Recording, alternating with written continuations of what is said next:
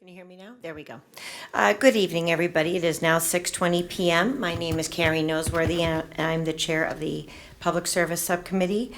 I am joined this evening by at-large Councillor Sue Shalafu Zephyr, who is the clerk, and the third member, Brandon Robbins, at-large councillor. The petition 3826 is Massachusetts Electric Company doing business as National Grid and Verizon New England, Inc. Request permission to locate poles, wires, and fixtures, including the necessary sustaining and protecting fixtures, along and across the following public way. Marguerite Ave, National Grid to install one jointly owned pole on Marguerite Ave, beginning at a point approximately 115 feet south of the center line of the intersection of Marguerite Ave and Lincoln Terrace. Install one midspan pole, pole 20-50 for the new capacitor bank. Location approximately as shown on plan attached, wherefore it prays that after due notice and hearing as provided by law, it be granted a location for and permission to erect and maintain poles and wires together with such sustaining and protecting fixtures as it may find necessary. Said poles to be erected substantially in accordance with the plan filed herewith marked Marguerite Ave, Leominster, Massachusetts, number 305-27234, January 19th, 2026. Also for permission to lay and maintain underground laterals, cables, and wires in the above or intersecting public ways for the purpose of making connections with such poles and buildings as each of said petitioners may desire for distributing purposes. Let's see, okay. Do either of my committee members have anything they would wish to share this evening? If we have National Grid come up? Do we have someone from National Grid here? We do, actually. Nico is here from National Grid. I'd like to hear from them first. Perfect. Nico, could you come up to the podium, please? Sure. Thank you so much.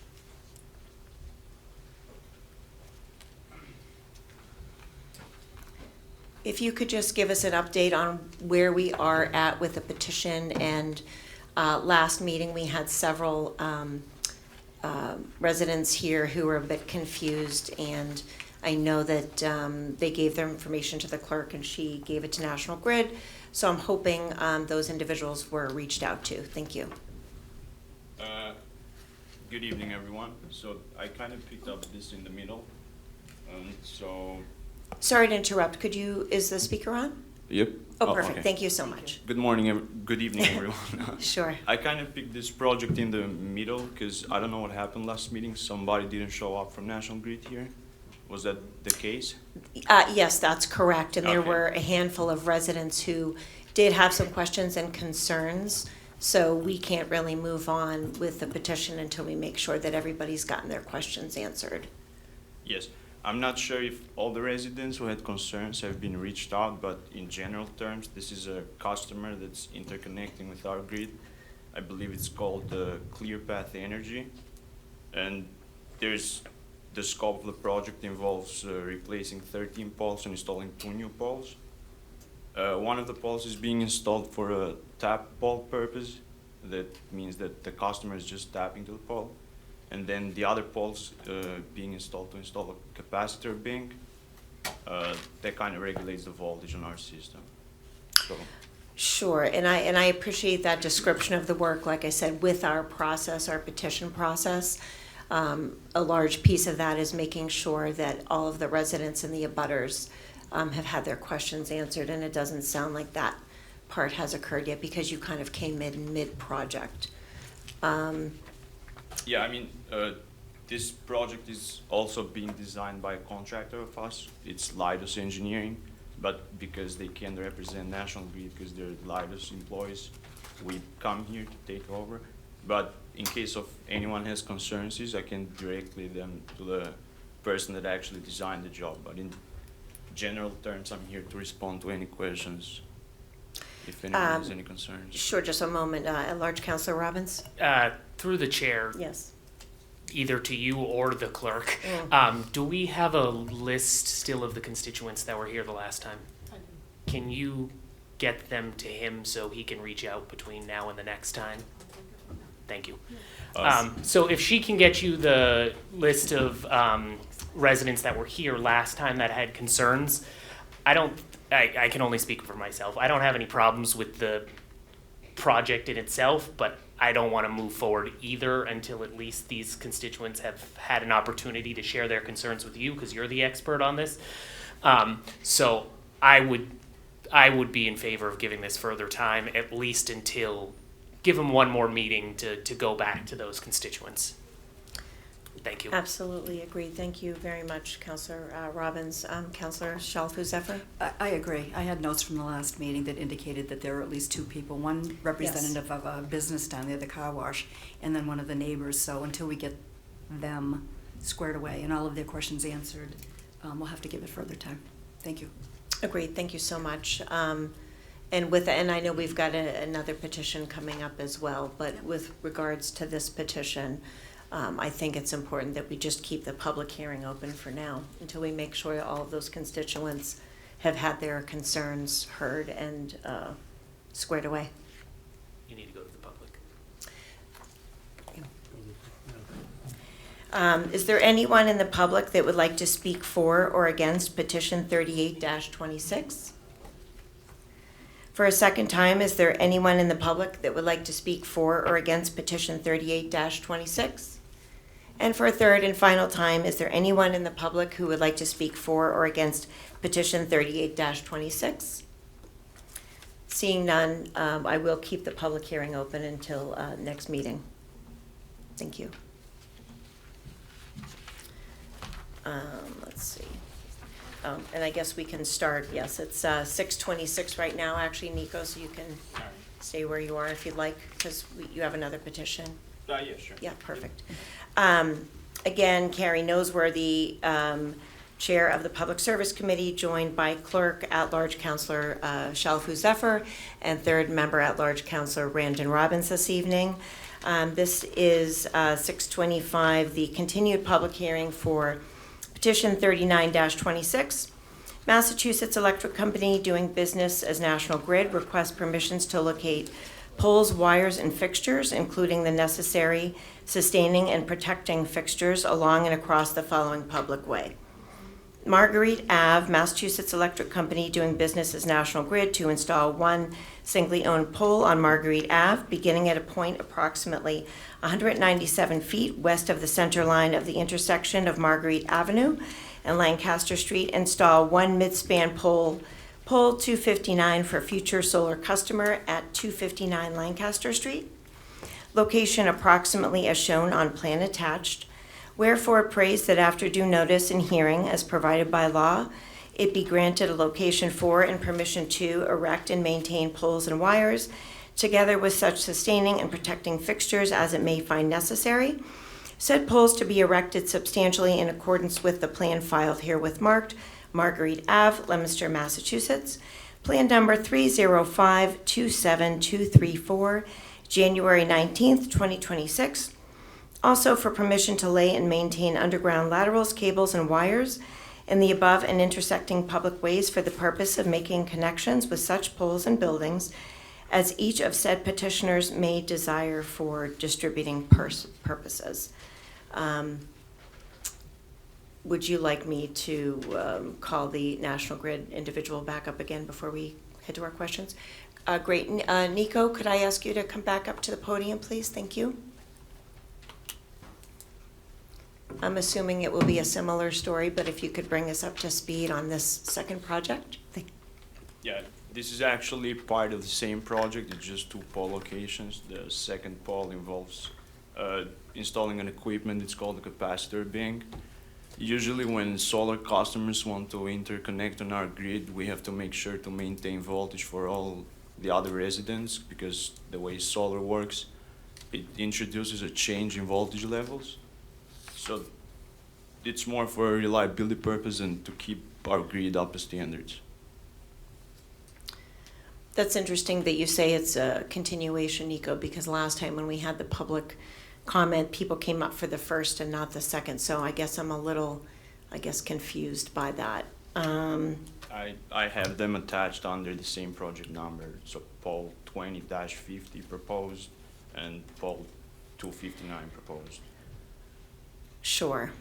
It all also involves replacing several other poles, but they're all existing poles, so they don't have to be petitioned. Sure, and that, again, just, I guess, leaves me a little confused, because last time the individuals left, but they may have been, I guess, maybe confused, but if it's the same group of people who are going to be impacted by this second project, that sort of changes a little bit for myself, because again, I want to make sure that everyone's questions are answered, who, the abutters who are going to be impacted by these two sort of joint projects. I can tell go ahead, at-large Counselor Zephyr. Yep, thank you.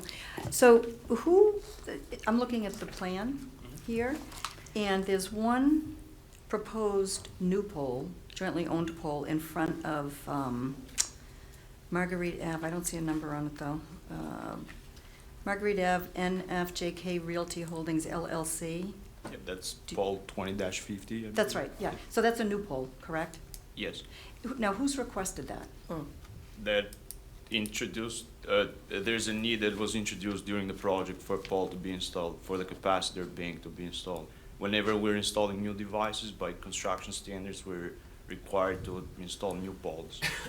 So where is the new,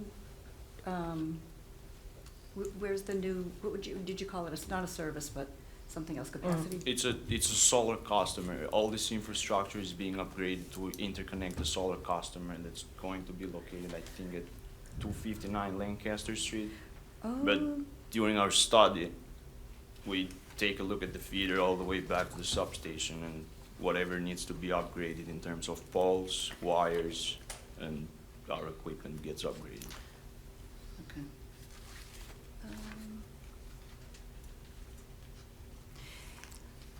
I know at the last meeting, I know that one of the abutters, Mrs. Ermini, was here because she had questions about it, wanted to know where, Yes. what was going on, so I don't know that her questions have been answered.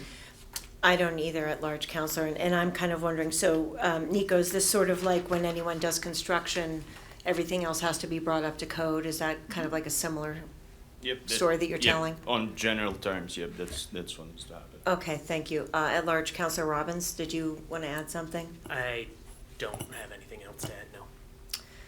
Okay, this has kind of I want been, to also add that a lot of these poles were old poles from 60 years old or 70 years old. So sure. whenever we check out poles that needs to be upgraded, we upgrade them. So Yes, When you say upgrade, do you mean remove and put in a new pole, or are you adding double poles? what do you mean by double poles? Well, double poles are when an existing pole is in the ground and it needs to be, either shored up or it needs to have something added to it. Sometimes the utility will put a second pole right next to it. So they're called- National Grid only installs pole. That's Verizon that removes Oh, that's right, so poles. we don't know. So these poles, for these No, two. they are being called to being removed. It's just Verizon gets at a later time. That's the way the agreement with the joint pole works. The electric company installs poles, and then the telephone company will remove them. So for joint poles, it's not necessarily National Grid's fault that you guys might see joint on double poles. Double poles, right. No. I'd like to clarify that. Yes. In this situation. Are Agree. they adding double poles, or are they removing and then upgrading with new poles? Well, in our part, it's a pole replacement, as far as we know. The new poles that we're petitioning are new poles, new locations. sure. And I appreciate that information, Nico. It's just the issue is that last time, as was mentioned, National Grid wasn't here to, answer the questions of the residents, and now it sounds like we're left a little bit more with some additional questions. So that having been said, I'm actually going to go to the public first, but is there anyone in the public that would like to speak for or against petition 39-26? For a second time, is there anyone in the public who would like to speak for or against petition 39-26? And for a third and final time, is there anyone who would like to speak for or against petition 39-26? Okay. It's It's just been a very difficult two petitions here, but seeing as how they are, you've provided this clarification to us, Nico. I really feel like at this point I have to keep both public hearings open because we really can't move the process forward without ensuring that all of the residents, especially where this is a kind of a joint project, don't have their questions answered before we can move forward with any kind of a recommendation. Yep, I agree. I agree. So, yes. The reason why I can participate in one and not in another is because even though it's the same project, one of these poles is several hundred feet away from the other. Yes. If you look at the two different intersections and know where they actually are. And so, you know, someone made a comment last time about the car wash. The car wash would be affected by 39-26, I believe, and not 38-26. So there's a bit of a difference, you know, with, because they're quite a distance over the railroad tracks and down the road. So I don't know about the other neighbor if they're being affected by 39-26 or 38-26, but just for the record, the car wash is affected by 38-26 because it's up near the corner of Marguerite and Lancaster versus Marguerite and Lincoln Terrace. I just wanted to point that out. I very much appreciate the ward councilor's clarification because that just kind of goes to show it sounds like there may be multiple constituents impacted and they're just maybe kind of confused by which of the petitions. So especially with what the ward councilor just shared, and thank you for your expertise on that, I think we're going to have to keep this petition open, Nico, because we need to make sure that everybody's questions are answered before we move forward with the project. So I'm going to keep this public hearing open. So nothing is, yeah. Yeah, sure, I understand. Okay. Thank you so much. Just to interject, for the purpose of this council, there are two separate petitions. They may be one in your work issue. Yes, I understand that, yep.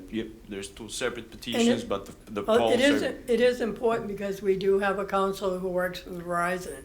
And if he has to abstain from one, he doesn't have to abstain from the other. So it's very important to keep that separation. So, you know, for our purposes, there are two separate petitions. And I'm sure there was a reason to put two separate petitions in, even though you're looking at it as one project. So I just wanted to make that clear, you know, for the council's sake. Yep, understand that there's two different petitions. I just wanted to point out that it's under the same project for the same purpose, for the same customer, but yep, understand. Okay, thank you very much, Nico. We'll try to reach back out again, and I do want to let you know that I have been reaching out quite frequently, actually, to National Grid to get things squared away for this evening. So we are doing, you know, our part on our end. So thank you for your time this evening. Yep. Thank you.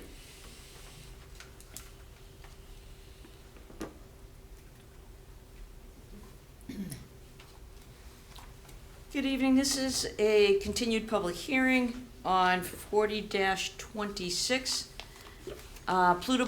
Pluto Cannabis Outlet. Pluto Cannabis seeks a special permit from the Leominster City Council to assume operational control of the existing operational adult-use marijuana establishment at 130 Pioneer Drive, currently operated by Revolutionary Clinics, in accordance with the City of Leominster zoning ordinance, Chapter 22, Article 14, marijuana facilities. Sorry, that's 18, sorry. So that's Article 18, marijuana facilities, Section 22-105. This is a continued public hearing. I see the two gentlemen here from Pluto Cannabis. I'm going to invite you up to the table again. Again, my name is Pauline Cormier. I'm the chairwoman of Ways and Means, Legal Affairs, sorry. Our second member, Eladia Romero, is not with us here this evening. I'm also joined by the third member to my right is Councilor David Cormier. So good evening again. If you could just introduce yourselves again, and we'll get this started. Good evening, Madam Chair, members of the council. Thank you again for having us. Peter D'Agostino, partner at 10X Strategies, on behalf of the applicant, Pluto Cannabis Co. Outlet. Also joining me is one of the owners, Umang Patel. As we mentioned last time, the other owner is actually overseas right now, so he wasn't able to join us. I think primarily, and correct me if I'm wrong, Madam Chair, the purpose of the continuation was we were waiting on several referrals to come back. My understanding is that those have now been received by the council, so we're happy to take any questions relative to that. And then maybe just before the committee wraps up, if we could talk procedurally, there was, or maybe I could just put this out front if you don't mind, Madam Chair. There were two questions asked by members of the council at the last meeting. One, what the date of our current agreement goes through, because the council wanted to understand what the implications of a delay may be. That agreement is set to expire on April 30th of this year, which means this month. The other, and we could likely get that extended through mutual agreement with the receiver. I'm just answering the question that was asked of us. And so I will need to understand timing, assuming that council wants to move forward with the petition, so that we can be responsive to the receiver to get that extension should we need it. The other question that was asked of us, and I believe I said it was 5 to 10 days. The closing is 5 days after all conditions have been met. And as I mentioned to the council last time, the only outstanding condition is the issuance of the special permit. So the closing will be 5 days from the date that the special permit's issued. So procedurally, what may be helpful for me to understand, and so I can deal with the receiver and the council, speaking only hypothetically, if the council were to approve it tonight, what would be the timing of the issuance of the special permit, which then drives the rest of the timeline? Okay. We can address. 21 days, I believe. Am I correct? 21 days 21 days from tonight? for an appeal period, right? Oh, right, we gotta do the appeal. I didn't even think of that. Okay, 21-day appeal, yeah. And, okay, and then after the appeal, we'll do the registering with the deeds, registry of deeds. We'll register the permit following that. Okay, that sounds good. So just for the council's consideration, we will seek to extend the agreement with the receiver through mutual agreement beyond the April 30th date, assuming a favorable vote. If there isn't one, then we won't need to do that. And then we will close 5 days from the issuance of that permit. So just so you have it for your, planning purposes on the city's end as well. So those were the two outstanding questions that were asked of us, and I just wanted to make sure I had answers for those this evening. Okay. I just, since you brought it up, I will read into the record. We did receive a response from the planning board, and it says, "Attention City Council, on April 6, 2026, the planning board made a positive recommendation to the City Council for petition 40-26. The vote was 6-0. And similarly with the police department, and I'm going to thank the clerk for sending them a little reminder. The police department has no opposition to or any comment for any of these petitions. And from the Leominster Fire Department, Chief Greg Long, at the request of the City Council and following up on the referral that was sent to you, that was regarding the polls. But fire has no issues with either of those projects. So we're going to take those as favorable recommendations from planning, from the fire, from the police. We did have Luke Bolak here at the last meeting, who was very, very helpful to us, very informative. Thank you, Mr. D'Agostino, for addressing those questions. I am going to right now open this up to the other member of our committee, Councilor David Cormier. Thank you very much. In addition to waiting for those referrals from the planning board and I think police, I had some questions about what we had done in the past with other facilities with referring to cannabis as far as conditions. Mm-hmm. And I did some research, all public record, that from when we've had past issuances of permits, it was a lot of redundance of our ordinance. So, but there is one thing that I'd like to add as a condition, and I wrote it down to preparation and see if you agree, that on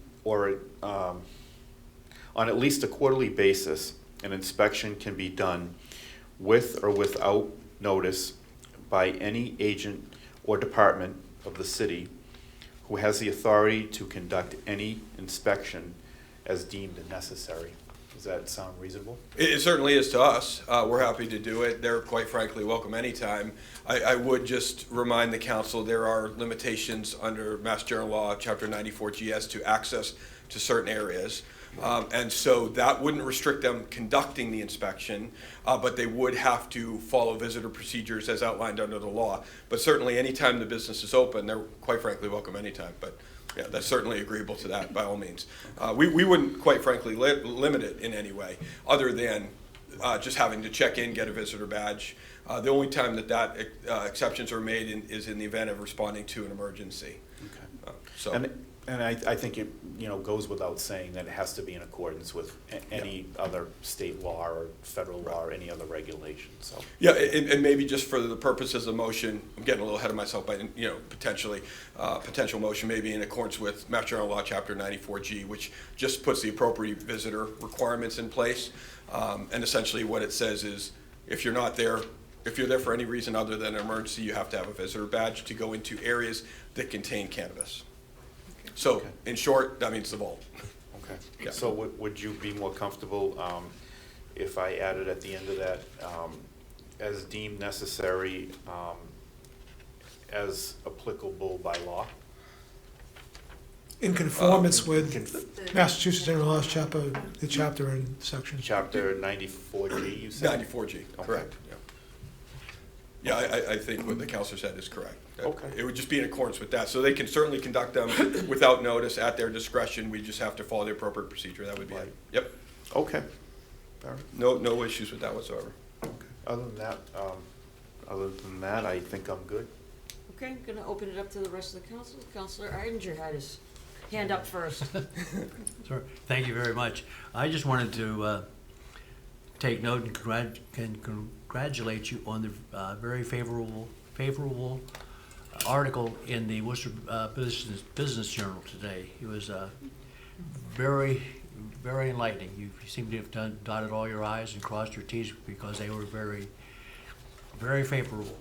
I'd like to say we had something to do with it, but they reached out to us, so we were grateful for that. We typically don't talk to the media. We typically don't talk to the media until you all make a decision, but they called Anch on his phone, and so he answered their question. So, but thank you. Yeah, it was a great article, and they're quite frankly very excited. It's going well. We do hope to, once the transfer is approved by the city council, be able to expand the menu and offer more things. That has hamstrung the business because they don't control the business right now. We know the receiver does, technically, legally. But yes, and we mentioned that in the article, that we look forward to being able to do that. So thank you for that. Yeah, appreciate it. Any other councilors? Councilor, Madam President. I'm just gonna add, as I did before, and you have to understand our caution, because we had 3, and 3 were bad. So we're looking for a real positive partnership on this one. So it's important to me that you come in once a year, give us an update, and so that we don't lose, I don't want to use the word control, but don't use, we need to know that things are going well with you. And if there's any, whatever possibility you might need in that process, it's got to be a partnership. Yeah, Madam President, as I mentioned last time, again, very open to that condition. It's just a concern for us. We're happy to do it. We do hope to, we've already built, I think, I won't speak for the department, but from our perspective, a much more open communication with the police department. And so we'll continue that with the city as a whole. Happy to have that as a condition of the permit as well. No issues from us whatsoever. Perfect. Okay, any other questions from council? Okay, seeing none, I'm going to open it up to the public. Is there anyone here who would like to speak in favor of or opposed to 40-26? For a second time, is there anyone in the audience who would like to speak in favor of or against 40-26? And for a third and final time, is there anyone in the audience who would like to speak in favor of or in opposition to 40-26? Okay, having no one step up and no other further questions from the council, Madam President, I would ask that this public hearing be closed. Perfect. And just for the record, I did get a text from Councilor Romero. She's at the hospital with a family emergency, So, just wanted to All be right, sure well, everybody knew that. We'll keep her in our thoughts this evening then.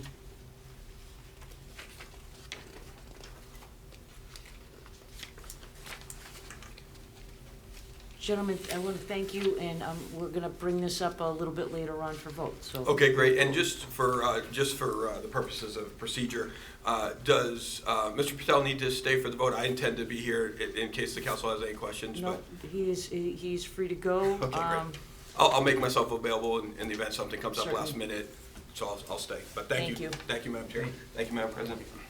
Thank you.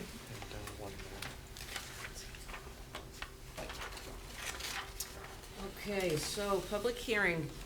This public hearing is on 25-26, request to amend section 22-17 as to the underlying zoning districts table of uses for the city of Leominster zoning ordinance as amended and under the business uses table of uses in the multi-use MU1 underlying zoning districts and change the use so designated as self-storage from N, not allowed, to special permit planning board SPPB, planning board special permit required. Review status of the petition, previous public hearing, and the votes may or may not be taken. I believe we have Attorney Avini. He was present this evening. Again, Attorney Avini, if you would join us again. My name is Pauline Cormier. I am the chairwoman of the Legal Affairs Committee. To my right is Counselor David Cormier, who joins me on this committee, and we just got an update from Counselor Romero. Unfortunately, she is not with us this evening. So, Attorney Avini, I am going to give you the opening statements. I will suggest to you that we do have an opinion from Brian Riley regarding this, so if you want to. I can save us all some time. This petition's been through, I guess, quite a few gyrations here. Over the last few weeks, we've had several email exchanges and actually several phone calls with Attorney Riley. We made some attempts to amend the language, didn't have a complete meeting of the minds. So after discussing it with the client this morning, we're going to withdraw without prejudice. Hopefully come back in the near future with a different petition that's going to try to accomplish the same thing. Certainly. And just procedure-wise, can we close the public hearing at this point? I'll check with the audience. If we close it at this point, but we'd still have to vote on it later to give it leave to withdraw. Okay. So I'm gonna, do any council members have any questions, any comments? Okay, then I'm gonna put this out to the public. Is there anyone here who would like to speak in favor of or against petition 25-26? And for a second time, is there any member of the public who would like to speak in favor of or in opposition to 25-26? And for a third and final time, is there anyone in the audience that would like to speak as to 25-26? Okay, seeing none, Attorney Avini, thank you very much. We will take this up a little bit later. And Madam President, I'm asking to close this public hearing. Thank you.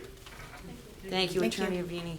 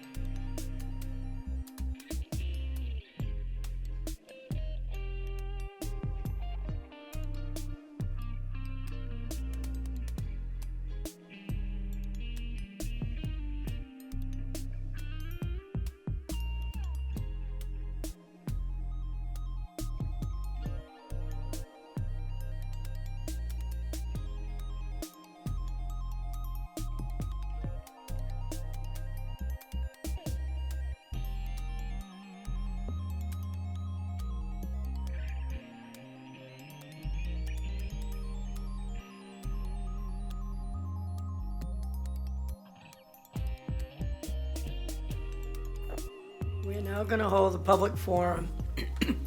Public forum is an opportunity for any member of the audience to speak on any matter specifically listed on the council agenda.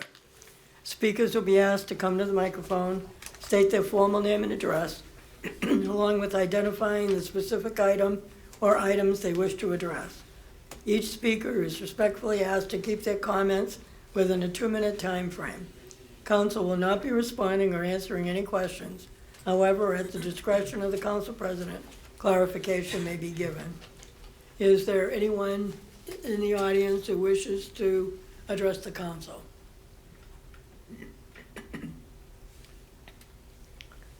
Again, for the second time, is there anyone who wishes to address the council? For the third and final time, is there anyone who wishes to address the council? If not, I'll consider the public hearing closed, public forum closed.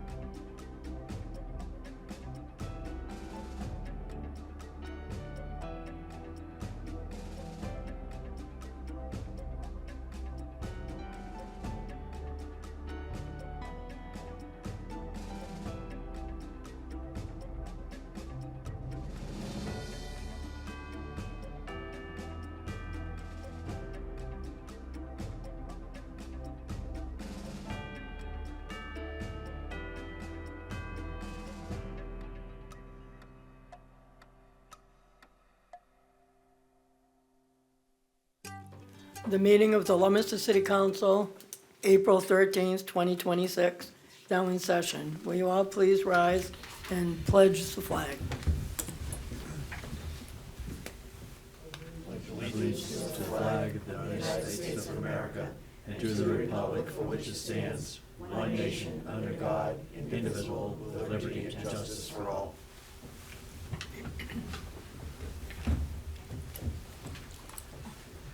Thank you. We will do a roll call of the council. Councilor David Cormier. Present? Councilor Pauline Cormier. Present. Councilor Ardinger. Present. Councilor Noseworthy. Present.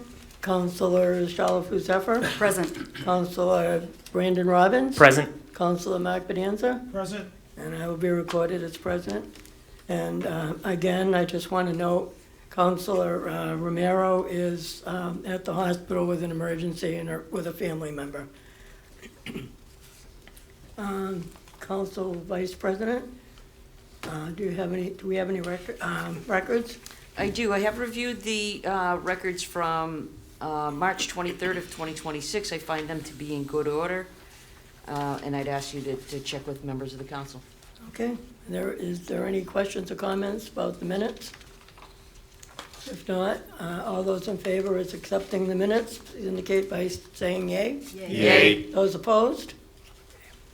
Minutes are approved by a vote of 8-0. Okay. Communications from the mayor. Dean J. Mazzarella, Mayor, request the reappointment of the following. Board of Appeals, term to expire 4/15/2029, Henry Fry. Board of Appeals, alternate members, terms to expire 4/15/2027, Susan Kohler, Mark Pisconi, I'm sorry if I say that wrong. Board of Assessors, term to expire 4/15/2029, Renee Gagny. Board of Health, term to expire 4/15/2029, Dr. Peter Lanza. Cemetery Commission, terms to expire 4/15/2029, Gary Reno and David Bartlett. City Controller, term to expire 4/15/2029, Jennifer Reddington. Conservation Commission, term to expire 4/15/2029, Nicholas Venti. Cultural Commission, terms to expire 4/15/2029, Matthew Valeri, Joy Majigua, I apologize for that, Donna Fiore. Disability Commission, term to expire 4/15/2029, Bonnie Budd. Doylefield Commission, terms to expire 4/15/2029, Mark Bedanza, Gilbert Donatelli.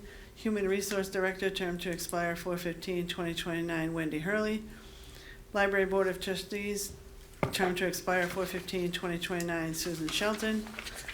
License Commission, term to expire 4/15/2032, Christine Howlett. Purchasing Agent, term to expire 4/15/2029, Greg Chapdelaine. Registrars of Voters, term to expire 4/15/2029, Ann B. Mahan.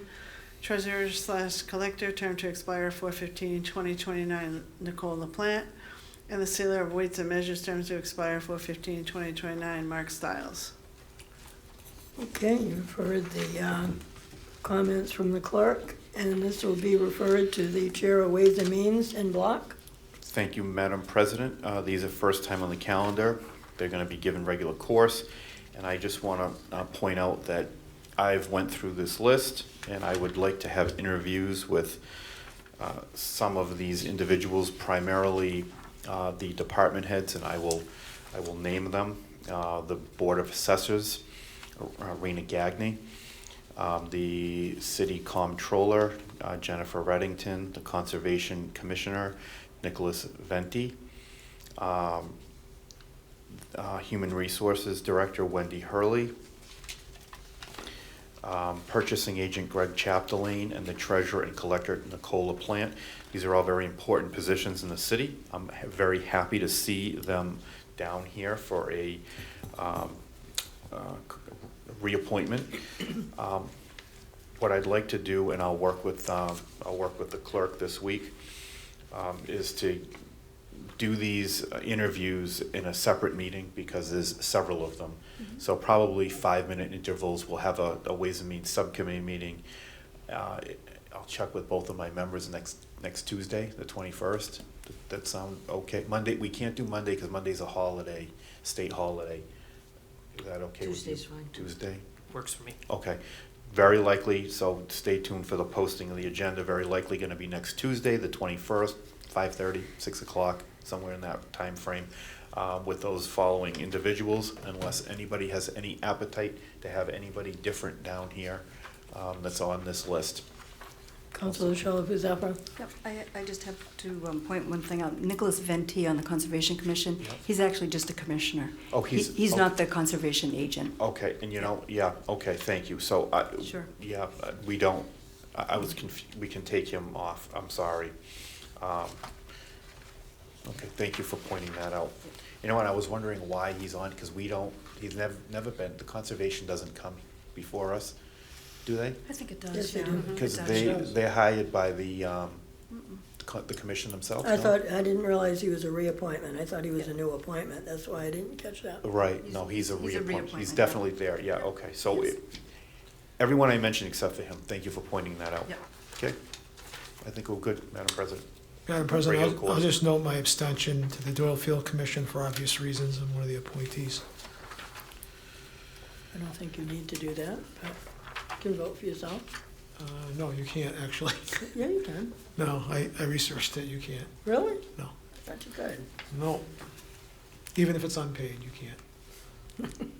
And believe me, it's not I paid. have to pay that.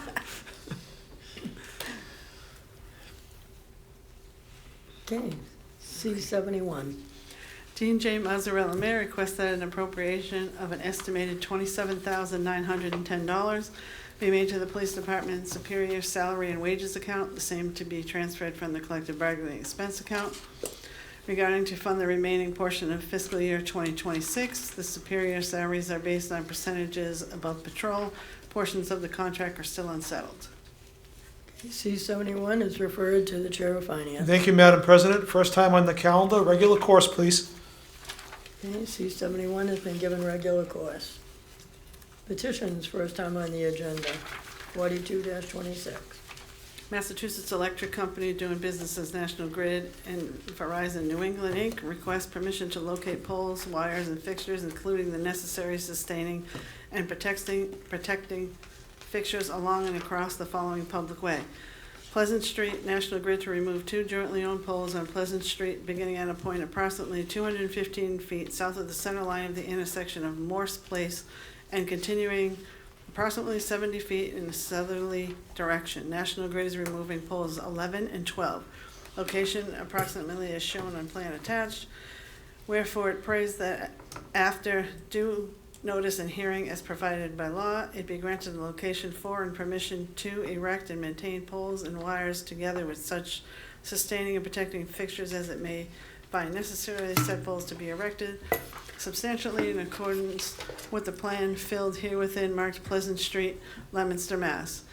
Number 311-87839, March 24, 2026. Also for permission to lay and maintain underground laterals, cables, and wires in the above or intersecting public ways for the purpose of making connections with such poles and buildings as each of said petitioners may desire for distributing purposes.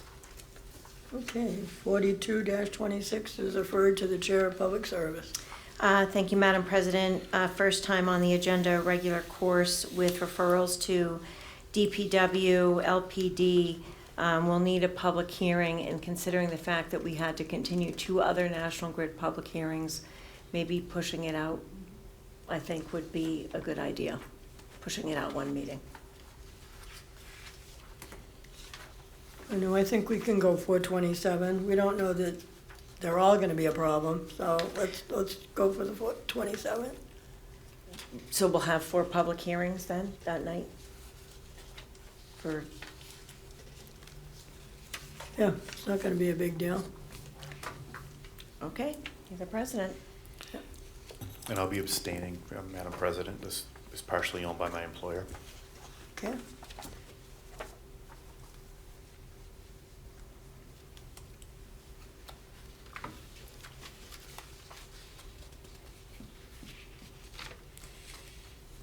Okay, you've heard the chairperson's recommendation for regular course with referrals to the DPW, the police department, and what was the third?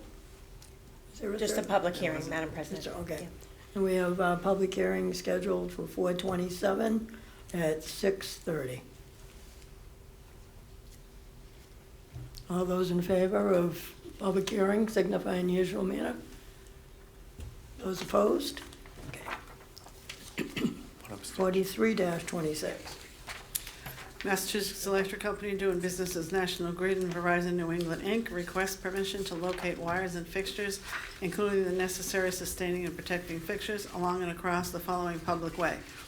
Cottage Street, National Grid to install 2 jointly owned poles on Cottage Street beginning at a point approximately 60 feet west of the center line of the intersection of Pleasant Street and continuing approximately 130 feet in a westerly direction.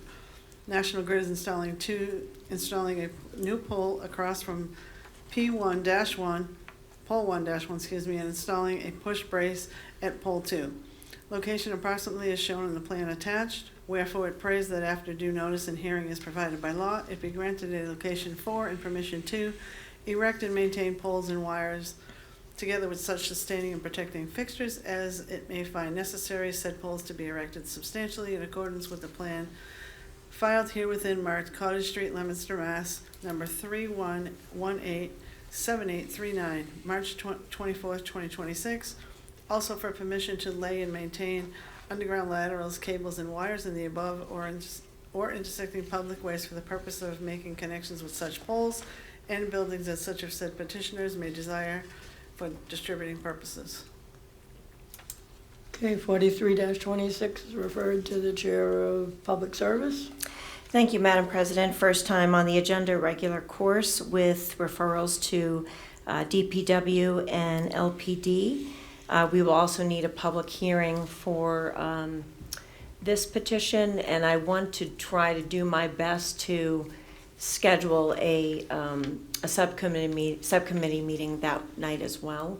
So, however, we want to best handle that with the 4 public hearings. Thank you. The 43-26 has been given regular course with referrals to the DPW and the Police Department. And we will schedule a public hearing at 6:35 on April 27th. And I'll be abstaining from this one as well. Thank you.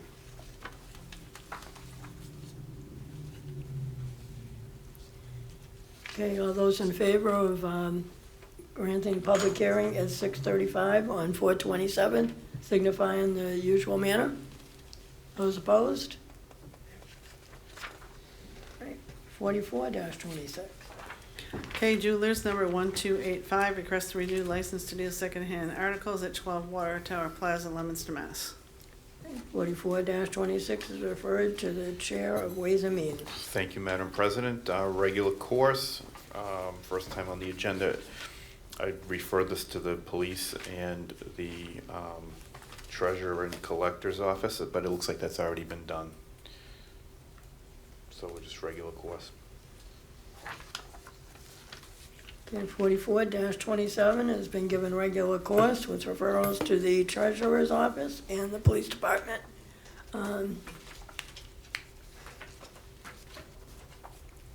45-26. Everything Cutie Incorporated, doing business as Cutiques, request to renew license to deal secondhand articles at 901 Central Street, Leominster, Mass. Okay, 45-26 is referred to the Chair of Ways and Means. Same situation, regular course, and the referrals have already went out. Thank you. Okay, 45-26 has been given regular course with referrals to the treasurer and the police. 46-26.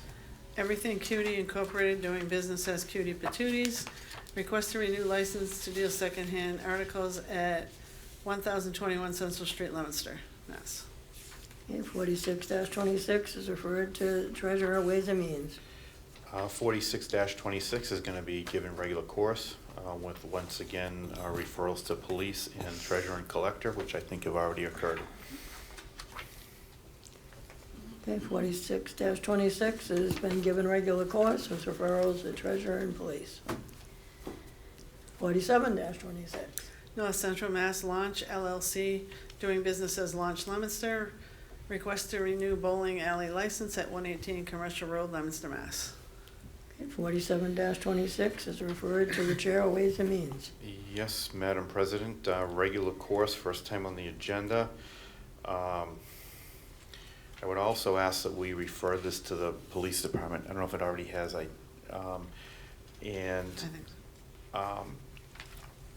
think it might be appropriate that we also ask the License Commission if they have any question about this, because there is alcohol that is served at this facility, I believe, and I just want to make sure that there has been no problem in conjunction with this license involving alcohol, because I know we've had a problem with that in the past. So just I just want to cover our bases and ask the License Commission if they've had any issues with any other licenses from this establishment. Thank you. Okay. Thank you. 47-26 has been given regular course with referrals to the treasurer, the police, and the License Commission. 48-26. Brooks Pond Realty Trust and Brooks Pond 2 Realty Trust request to amend the zoning ordinance and the zoning map of the city of Leominster, Massachusetts to change the boundaries of the zoning districts shown in the zoning map so that the following identified parcels shall be located entirely in the Residence C RC district. 1030 Central Street, Assessors Map 317, Parcel 8. 980 Central Street, Assessors Map 317, Parcel 11. 15 Brooks Pond Road, Assessors Map 317, Parcel 10. 4 Brooks Pond Road, Assessors Map 315, Parcel SB-3. 16 Brooks Pond Road, Assessors Map 317, Parcel 7A. 20 Brooks Pond Road, portion, Assessors Map 317, Parcel 13. Okay, 48-26 is referred to the Chair of Legal Affairs. Thank you, Madam President. Regular course, please, with a referral to the planning board. And I believe we're going to have to schedule a public hearing on this as well. Do you want the building inspector in there as well? Yes, certainly, the building.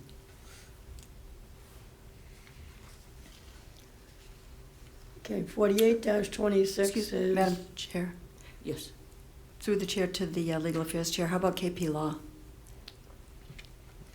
I think they're certainly going to be brought into this. Yeah, I think maybe after. Later, okay. Yes. Okay. I think after we kind of suss out what we need to suss out, and then we can send it out to KP Okay. Law. So just the planning board? Is that it? Planning board and the building inspector. Okay. What's that? Yeah, thank you. 48-26 has been given regular course with referrals to the planning board and the building inspector. And we are going to push that hearing out to May 11th, 26 at 6:30 to give planning board ample time to have their public hearing. Perfect. Okay, all those in favor of the public hearing at 6:30 on May 11th, please signify in the usual manner. Those opposed? Vote of 8-0. 49-26.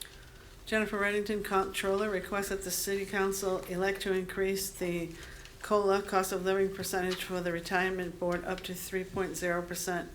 The Social Security Administration has announced the latest cost of living is 2.8%. Okay, 49-26 is referred to the Chair of Ways and Means. First time on the calendar, regular course. Okay, 49-26 has been given regular course. Moving on to matters before the City Council. Begin with the financial report, Mr. Chairman. Thank you, Madam President. I'll begin with the fund balances, starting with the opioid stabilization fund. We began the fiscal year on July 1st, 2025 with a balance of $577,546. We added interest of $2,747, as well as another payment from the state of $159,226 for a resulting balance of $739,519. We've made a number of appropriations during the year totaling $249,371, leaving an ultimate balance of $490,147. Relative to the capital stabilization fund, we began the fiscal year with a balance of $4,593,192. We added interest of $8,753. We reserved the payment for the new fire truck of $250,000, adding a resulting total balance of $4,851,945. We made one capital request payment of $2,261,190. I believe that was a payment on the police station, leaving a balance of $2,590,755. Relative to excess and deficiency, or so-called free cash, the state certified $13,089,104 from the prior fiscal year. So far, we have expended to date $7,251,715, leaving a resulting balance in excess deficiency of $5,837,389. And last but not least, the stabilization fund began a balance with the fiscal year began a balance of July 1st, 2025 of $24,323,829. We added interest of $723,050, and we transferred in from free cash $3 million for a balance of $28,046,883. During the course of the fiscal year, we have expended $2,991,902, and our current balance is $25,054,981. I spoke to the comptroller earlier today. We can expect our budget, we're thinking, for the first meeting in May. And that is the financial report, Madam President. Any questions? All right, moving on to finance, are you ready? I am ready. Okay. 354. C-54, Dean J. Mazzarella, Mayor, requested an appropriation of $5,600 be made from the Cable Access Fund. The funds will be used to pay for upgrades to the sound system in the council chambers. In specific, the funds were used to upgrade the microphones that I'm using right now. And we had a subcommittee meeting of the Finance Committee back on March 31st. And it was our position to recommend to the full council by unanimous vote of 3-0 the granting of C-54. Okay, you've heard the chair's recommendations. Any questions or comments? If not, all those in favor of granting C-54 signify in the usual manner. Those opposed? The ayes have it by a vote of 8-0. Does the chairman have an order? I do. Order that the sum of $5,600 be appropriated to the Capital Access Fund, same to be transferred from, be appropriated to the, it's a good question, the way this is written. Well, I would think to the treasurer's office. I mean, the comptroller's office, wouldn't we think? let me look at the stabilization fund just to make sure it didn't come out of there. No, it did not. So I'm gonna say from the general fund to the cable access fund. So $5,600 be appropriated to the cable access fund, same to be transferred from the general fund. Well, it's coming out of the cable access fund. Oh, you're right, I'm sorry. So we want it to Be go- appropriated to the city council account? Are you how these- paying for that through our account? Okay, so it's gonna go into the city council. All right. Order that the sum of $5,600 be appropriated to the city council account. The same to be transferred from the cable access fund. Move for the adoption of the order. Okay, you've heard the chair's recommendation. Any questions or comments? So be a roll call. Councilor Cormier. Yay. Councilor Cormier. Yay. Councilor Arndra. Yay. Councilor Noseworthy. Yay. Councilor Shalfo Zephyr. Yay. Councilor Robin. Yay. Councilor Bedanza. Yay. Now be recorded as yay. By a vote of 8-0, the order is granted. C-55. C-55, Dean J. Mazzarella, Mayor, request an appropriation of $25,000 be made to the city council expense account, with the same amount to be transferred from excess and deficiency. These are funds that the mayor did provide. I'm not sure we had this at our subcommittee meeting, but the mayor did provide some additional background. What this money is being used to pay for are legal expenses to the city council, various dates totaling $20,098.65, as well as $2,900 paid for the conference that the city council went on, and leaving a negative balance in the account, so this money is necessary to make up that. The vote of the subcommittee was 3-0 in favor. I believe Councilor Shalfo Zephyr did ask for some additional backup, which I think you might have received. Okay. Thank you. Okay, you've heard the chair's recommendation. Any questions or comments? If not, all those in favor signify in the usual manner. Those opposed? Okay, by a vote of 8-0, the appropriation has been granted. Does the chair have an order? Yes, order that the sum of $25,000 be appropriated to the city council expense account, same to be transferred from excess and deficiency. Move for the adoption of the order. Okay, for the chair's recommendation, Any questions or comments? If not, Councilor Cormier? Yay? Councilor Cormier? Yay. Councilor Edinger? Yay. Councilor Noseworthy? Yay. Councilor Shalfo Zephyr? Yay. Councilor Robbins? Yay. Councilor Bonanza? Yay. And I will be recorded as yea. By a vote of 8-0, communication has been granted. C-56.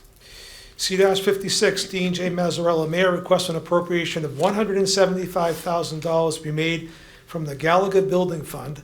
The funds will be used to pay for repair to the elevator in the city's portion of the lighting upgrade project. We had a subcommittee meeting again on the 31st. There is a pump in the elevator that is burned out, it needs to be replaced. That could cost someplace between $90,000 and $70,000.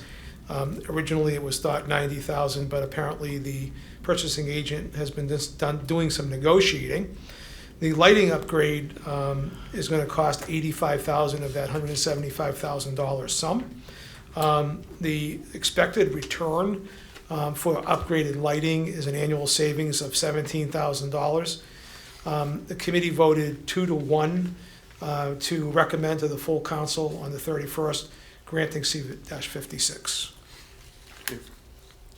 Okay, you've heard the chair's recommendation. Are there any questions or comments? Yeah, if I may. So the funds are going, $175,000 from the Gallagher Building Fund. From that fund, where are they going to? Well, To repair the elevator. Isn't there a revolving account? We move it from the fund to the revolving account, if I remember right? The Gallagher revolving account? well, let's take a look at the cover letter. I thought there was a revolving account we would move the money into to be expended from there.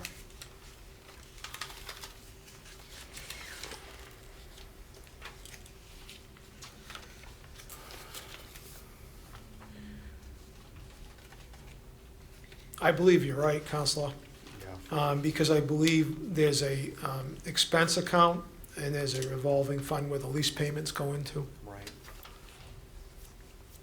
So we've done this before. We have done it before. Yeah.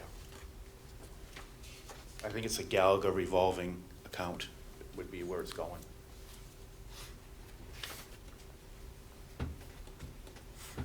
I think I'd propose to appropriate it to the Gallagher Building expense account from the Gallagher Building revolving From the account. revolving, right. As long as we get that elevator fixed, because I've been getting phone calls Yeah. on it. There are veterans that can't get up to the representative's office or the Yeah, Congressman McGovern's office. I hear you. I've been hearing about it too, so Yeah. I agree. It's pretty serious over there.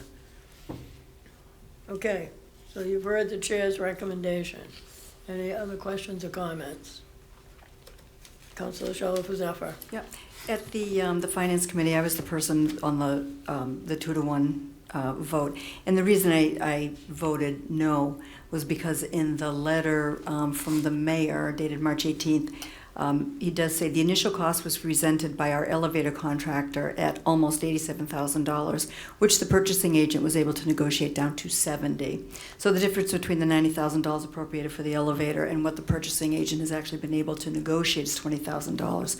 So, you know, $20,000 is the savings that we're actually going to realize. So I just am personally not comfortable appropriating 90 when the cost is actually 70. So that's the explanation of my objection. I respect the councilor's position. I only mentioned at the subcommittee meeting that we really don't know what the final cost will be. I mean, those projects are always subject to change orders and things of that nature. If it does come under $90,000, in fact, and it looks like it could, the money would just get turned back in any event. I think it's important to have the money there in case so that it gets fixed when it needs to get fixed. That's Otherwise, they have to come back through the chair. They'll have to- Right. Right. And actually, in looking at this, I mean, the Gallagher Building Fund is either going into the fund or the revolving account to pay for bills. So it's not like it's coming out of the general fund. So, Right, staying in the- and staying further in the looking at this, building. yeah, it's in the right place Yep. for expenses relative to the Gallagher Building. So I'm fine with it. Okay. Thank you, Council. All right, you've heard the chair's recommendation. Any other questions or comments? If not, all those in favor signify in the usual manner. Those opposed? Okay, does the chair have an order?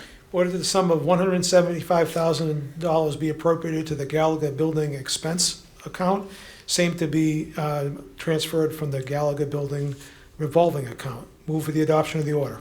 Okay, you heard the chair's recommendation. Any questions or comments? If not, Councilor Cormier. Yay. Councilor Cormier. Yay. Councilor Odinger. Yay. Councilor Noseworthy. Councilor Shalfo. Councilor Noseworthy. Yay. Councilor Shalfo Zephyr. Yay. Councilor Robbins. Yay. Councilor Bedanza. Yay. And I will be recorded as yea. By a vote of 8-0, the communication is granted. C-57. C-57, Dean J. Mazzarella, Mayor, requesting an appropriation of $250,000 be made to the Capital Stabilization Fund, the same amount to be transferred from the excess and deficiency account. These funds will be designated for fire capital expenditures. The fire department is in need of a new fire engine, and this allocation represents an initial step toward reserving the funds for its future purpose. So this fire engine is expected to cost at least $1 million. And it takes a number of years to not only secure the chassis, but also to build it out. So the mayor's office is planning ahead to essentially put a down payment towards that ultimate cost. It takes 3 to 4 years before we'll get the fire engine, thus the $250,000 against the $1 million budget for the basic fire truck. We had a subcommittee meeting on this as well, and I believe we voted 3-0 to grant C-57. Okay, before I go to everyone, did you see the email from KP Law No. regarding the fire trucks? No. I think we need to look at that. I mean, I don't think it should affect this vote, but there's some very serious issues going on, and there's tomorrow, they're having a webinar regarding this. There is antitrust litigation going on with, there were three major fire truck makers, and there's a question of price fixing, I think. And they're partnering with Napoli and Skolnick, PLLC, attorneys at law, to do a webinar tomorrow. I am tied up all afternoon, all day, and I'm hoping someone can, I thought we all got this, I don't know. I have it, We did. Do you Madam have Chair, it? yes. Yeah, I got it yep, too. I have it. I haven't read it, but I got it. Yep. There's not enough people Yeah, manufacturing let me fire just read trucks. this, because I think Yeah. it, KP Law in partnership with Napoli Skolnick invite you to attend an information webinar on April 14th at 11 o'clock relative to the emerging national fire truck and equipment litigation. The purpose of this webinar is to inform attendees about the antitrust lawsuits being brought against the three largest fire truck manufacturers, alleging collusion and price fixing, driving up prices municipalities have had to pay for fire trucks and firefighting equipment. The webinar will serve to explain the basis of the lawsuits and how your municipality may be able to participate and benefit from this federal litigation process. We look forward to meeting with you regarding this very important and time-sensitive matter. Simply click registration link, so I'm sure I'll have it. It's 11 o'clock tomorrow. Yep. So if you don't, check with the clerk. You forwarded to everybody? Okay. Yep. All right, so. Well, we're a long way from buying this fire truck, Right, so. I agree. Yeah. And- Hopefully the litigation will save us some money. Maybe. Yeah, well, that was the point I was making. That's Yeah. the plan. Maybe the delay will be good. All right, so you've heard the chair's recommendation on C-37. Any other questions or comments? C-57, I'm sorry. Any other questions or comments? If not, all those favors signify usual manner. Those opposed?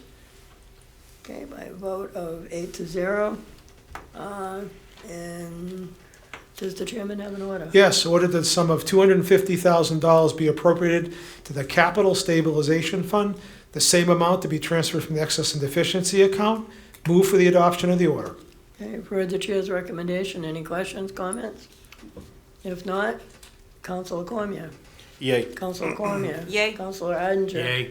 Councilor Noseworthy. Yay. Councilor Shalfo Zephyr. Yay. Councilor Robbins. Yay. Councilor Bedanza. Yay. And I will be recorded as yay. By a vote of 8-0, C-57 has been granted. C-58. C-58, Dean J. Mazzarella, Mayor, requested an appropriation of $15,000 to the Johnny Appleseed Trail Association to be charged from the Planning Contracted Services Expense Account with a corresponding transfer from excess and deficiency. These funds will help to support the information center. We made apparently our usual $35,000 donation, but the budget has been busted a little bit, I guess, this year, and they're looking for a supplement to it. So we did meet on this one as well, and the recommendation of the Finance Committee is 3-0 unanimous to grant C-58. Okay, you heard the chair's recommendation. Any questions or comments? I don't have anything other than the fact that I'm just wondering if this is gonna be normal year over year and our budget's gonna reflect that this year, or I don't know if you have any insight yet. I don't know that, Okay.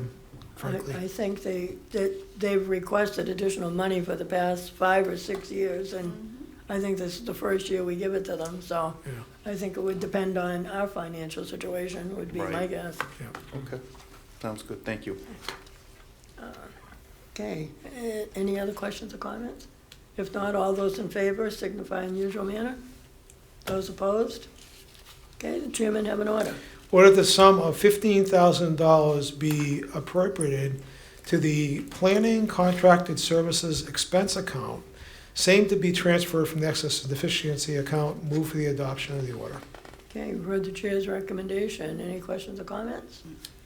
If not, Councilor Cormier. Yay. Councilor Cormier. Yay. Councilor Arndt. Yay. Councilor Noseworthy. Yay. Councilor Shalfo Zephyr. Yay. Councilor Robbins. Yay. Councilor Bedanza. Yay. And I'll be recorded as yay. C-58 has been granted by a vote of 8-0. C-59. C-59, Dean J. Mazzarella, Mayor, requested an appropriation of $67,200 to be made to the School Department expense account, the same amount to be funded by fiscal year 26 E-rate revenue. We do this every year. Apparently, we get a lot of rebates for tech expenses that the school department invests. The money comes back to the general fund, and we have historically transferred it back to the school department once we receive it. It was the position unanimously of the Finance Committee to grant C-59. Okay, you've heard the chair's recommendation. Any questions or comments? If not, all those in favor signify by the usual manner. Those opposed? By a vote of 8-0. Does the chair have an order? Yes, order that the sum of $67,200 be appropriated to the school department expense account, same to be transferred from fiscal 26 E-rate revenue. Move for the adoption of the order. Okay, you've heard the chair's recommendation. Any questions or comments? If not, Councilor Cormier? Yay. Councilor Cormier? Yay. Councilor Arndt? Yay. Councilor Noseworthy? Yay. Councilor Shalfo Zephyr? Yay. Councilor Robbins? Yay. Councilor Bedanza? Yay. Now be recorded as yay. By a vote of 8-0, C-59 has been granted. C-60. C-60, Dean J. Mazzarella, Mayor, requests an appropriation of $725,156.74 be made to the Sewer Department Capital Outlay Expense Account. The same is to be transferred from the excess and deficiency account. So historically, each year, when they close out the books for both our sewer and water accounts, the money goes into free cash or excess and deficiency. Once it's certified, we have historically returned that money back to those departments for their use in capital expenses, which essentially is the upgrade of our water and sewer departments or systems. So it was the position of the Finance Committee when it met on the 31st to grant C-60 by unanimous vote. Okay, you've heard the recommendation of the chair. Any questions or comments? If not, all those in favor signify in the usual manner. Those opposed? By a vote of 8-0.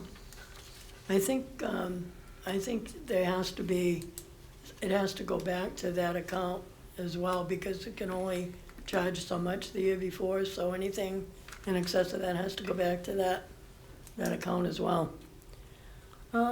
Okay, does the chair have an order? Yes, order the sum of $725,156.74 be appropriated to the Sewer Department Capital Outlay Expense Account, the same to be transferred from the Excess and Deficiency Account. Move for the adoption of the order. Okay, you've heard the chair's recommendation. Any questions or comments? If not, Councilor Cormier. Yay. Councilor Cormier. Yay. Councilor Odinger. Yay. Councilor Noseworthy. Yay. Councilor Shalfo Zephyr. Yay. Councilor Robbins. Yay. Councilor Bedanza. Yay. Now be recorded as yay. By a vote of 8-0, C60 has been granted. C61. C61, Dean J. Mazzarella, Mayor, requested an appropriation of $868,821.15 be made to the Water Department Capital Outlay Expense Account. The same amount is to be transferred from the Excess Deficiency Account. This is the corollary of the Sewer Department transfer, just on the water side. Again, it's been historical that we do this every year. That's the money that they closed out, and we're giving it back to them. The Finance Committee voted unanimously to recommend C61 for granting. Okay, you've heard the chair's recommendation. Any questions or comments?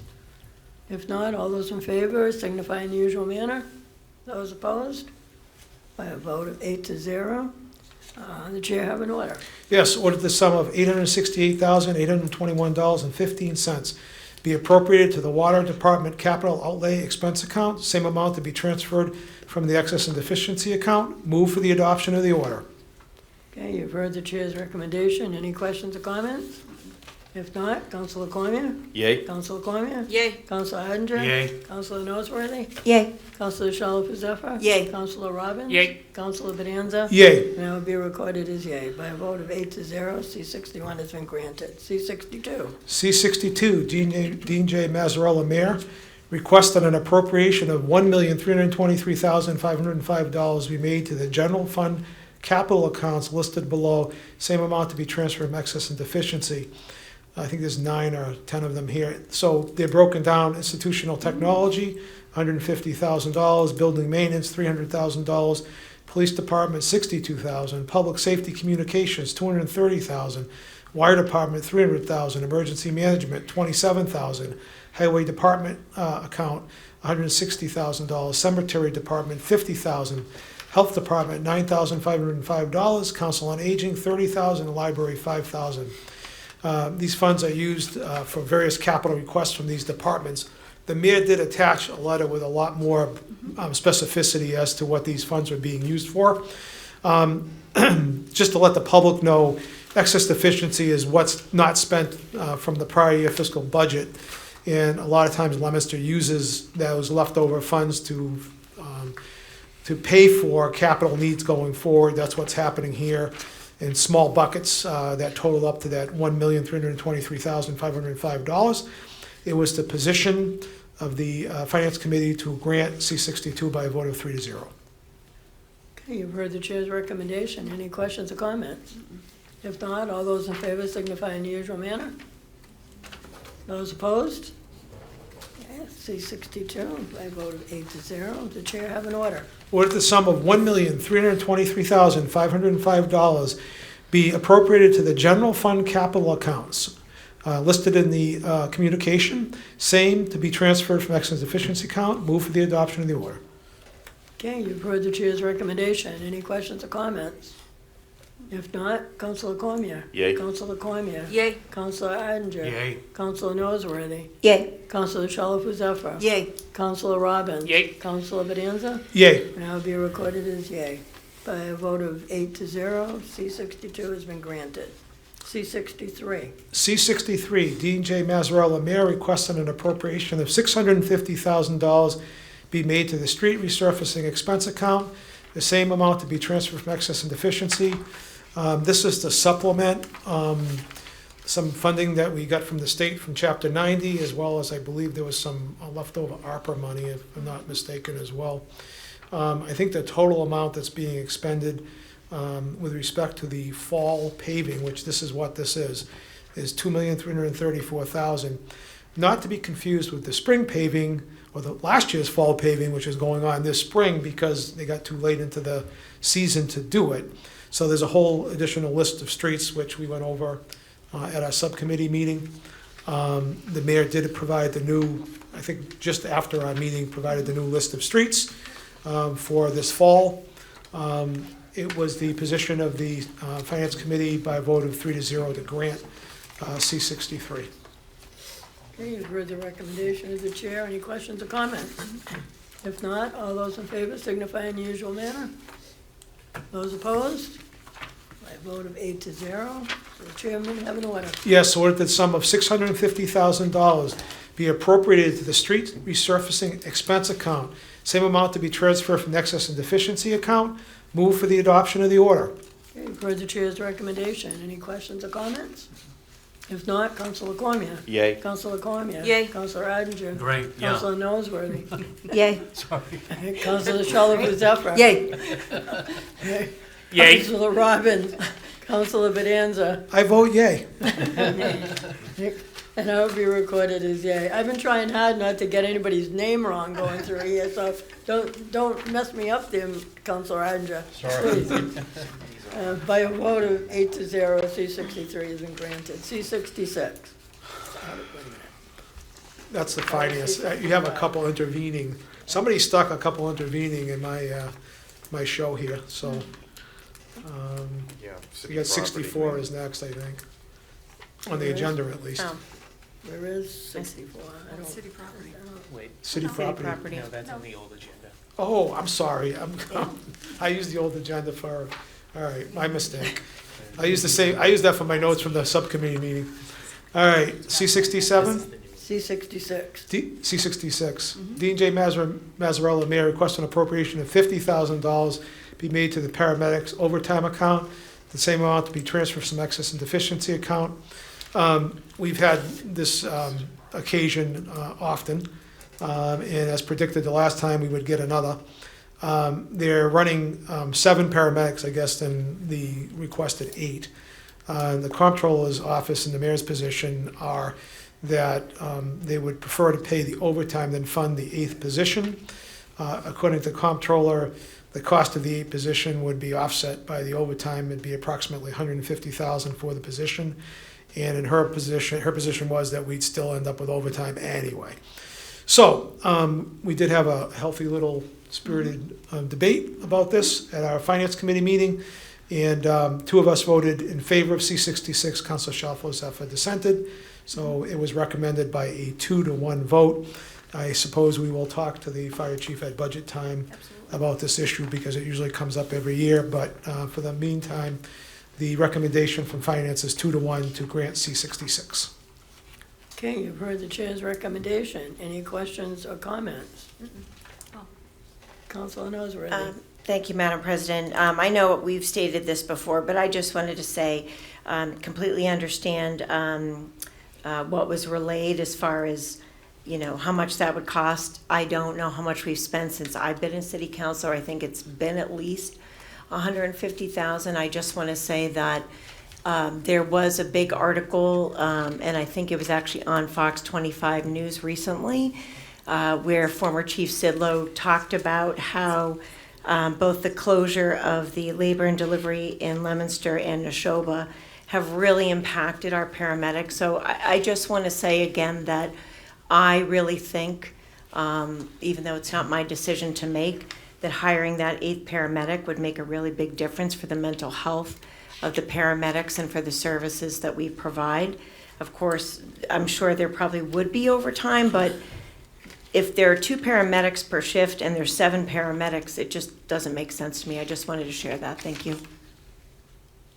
Councilor Robbins. Thank you, Madam President. I'm not going to belabor the point, so I'll just say ditto to Councilor Noseworthy's comments, and hope to have a good discussion both with the mayor and Chief Long come the budget hearings. Thank you. Thank you. Councilor Shalfo Zephyr. Yeah, just in the first quarter alone, in January and then again in March, we've spent $85,000 on paramedics overtime. That's in the first 3 months of the calendar year anyway, so no, I ditto again. I mean, I think it's a bad idea, but thank you. Councilor Bedanza. Yeah, thank you, Madam President. And I understand the center's position, but I just want to say for the public that we are a fortunate community to have paramedics on our ambulance. because most communities don't. So, I mean, no matter how you come down on how to fund it, we Right. should sort of all understand that at least we're offering the service, and our residents are fortunate to have it. That's all. That's it. Councilor Cormier. Thank you very much. And to the Ward 4 councilor's point, we're fortunate to have them. They save lives. They can push drugs and do so many other things that an EMT can't, which brings in a lot of revenue for the city. It's not going to a private company. It's coming to the city. So, you know, it's important is that they're making us revenue. And that revenue is, in the end, paying for this overtime. It goes out over here, it comes in over here, and, you know, so that's something we have to keep in mind as well.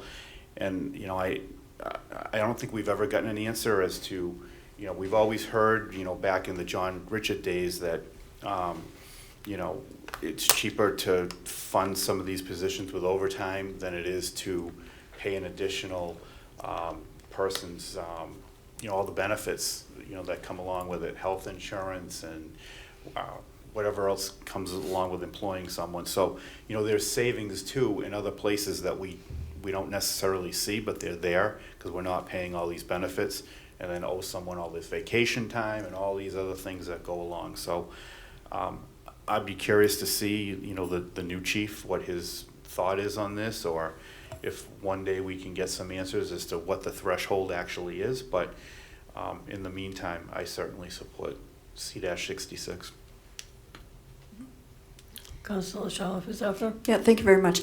The revenue that the ambulances bring in, you know, is the whole objective was to cover the cost, you know, of providing that service. And, you know, people in Leominster are, you know, fortunate that we offer the service or that the city offers the service, but they're paying for it, right? So, yeah, the objective is certainly to cover the cost. I mean, my concern, and this will be a question to ask the chief when he comes down, is it's the wear and tear on the 7 people covering a job that really requires 8 people when you look at the shifts and the 7 days a week that they're running. So if the folks who are doing the work, and that's a really hard job, if they're all fine with getting, you know, overtime to cover those shifts, I'm not going to argue with that. But I've been concerned because my understanding is that there's a lot of wear and tear on those people. It's a really hard job. So we'll have that conversation during the budget time, but that's my perspective. That's where I'm coming from. Okay, one more time. Very quickly. I want to just agree with the point that the counselor at large to my right made, because I think to me, it's more about the impact on people and the staff, especially when you're only drawing from a pool of 7 people that can take the overtime. We do this with the police, we do this with the fire, but you're talking a much larger pool of people that you can pull from. Here you're talking about 7 people, and I really think it comes down to weighing the impact on their mental and physical health with the savings that we are getting. So that's where I come down on it. One more time. And one more time to another point. I believe that I've read somewhere before in our ordinances, and I can't put my finger right on it, that we are supposed to review these once a year, if I'm not mistaken. I need to find it, but that might be something good to talk about at budget time as well, to see that, you know, we are in line with where we should be, to make sure that we are pulling in the proper revenue. Right, through the chair to the counselor, Ward 3 counselor. You're absolutely right, because part of the rate setting that the fire chief does, he was going to come back to the council and give us an update on That's right. the rate setting. So I don't know if it's in the ordinances, but it certainly is an agreement that we made with Chief Sidlow. It should be done on an annual basis. I've read it somewhere before, and I'll put you're my right. finger on it, but not right to the second. Okay, that's a discussion we're certainly gonna have. I mean, we've been doing things a certain way for many years, and it's worked. But our population's increased, a lot of things have changed. I think we're all willing to have that discussion. I think we need to, so. All right, any other questions or comments? No. If not, all those in favor signify by the usual manner. Councilor Noseworthy, were you affirmative? Yes. Okay, all right, I didn't say, I'm sorry. So that's 6 to 2.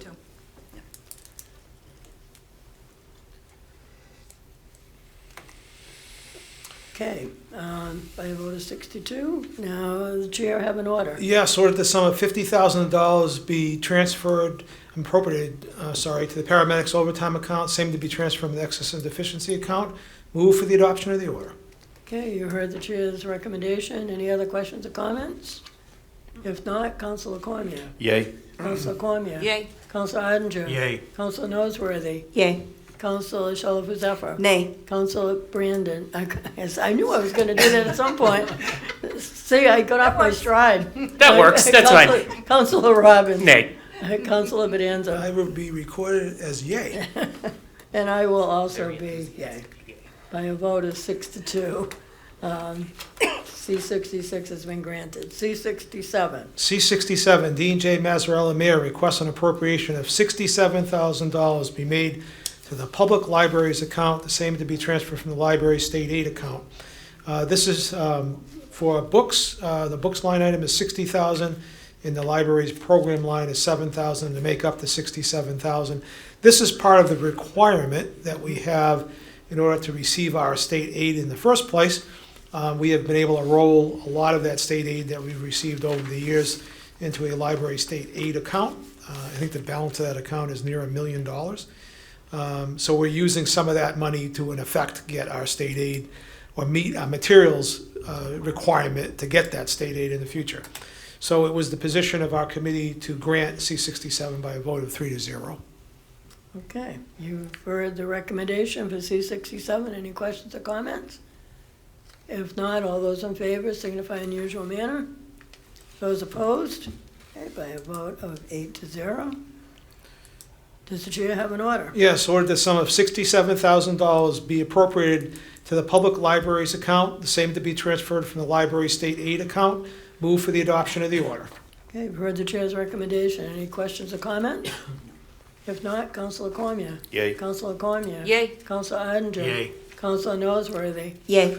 Councilor Shalfo Zephyr. Yay. Councilor Robbins. Yay. Councilor Bedanza. Yay. And I will be recorded as yay. By a vote of 8-0, C-67 has been granted. C-68. C-68, Dean J. Mazzarella, Mayor, requests an appropriation of $8,000 be made from the Twin City Rail Trail lease payments account. These funds will be used to pay for invoices for Delakiai landscaping for maintenance of the Twin City Rail.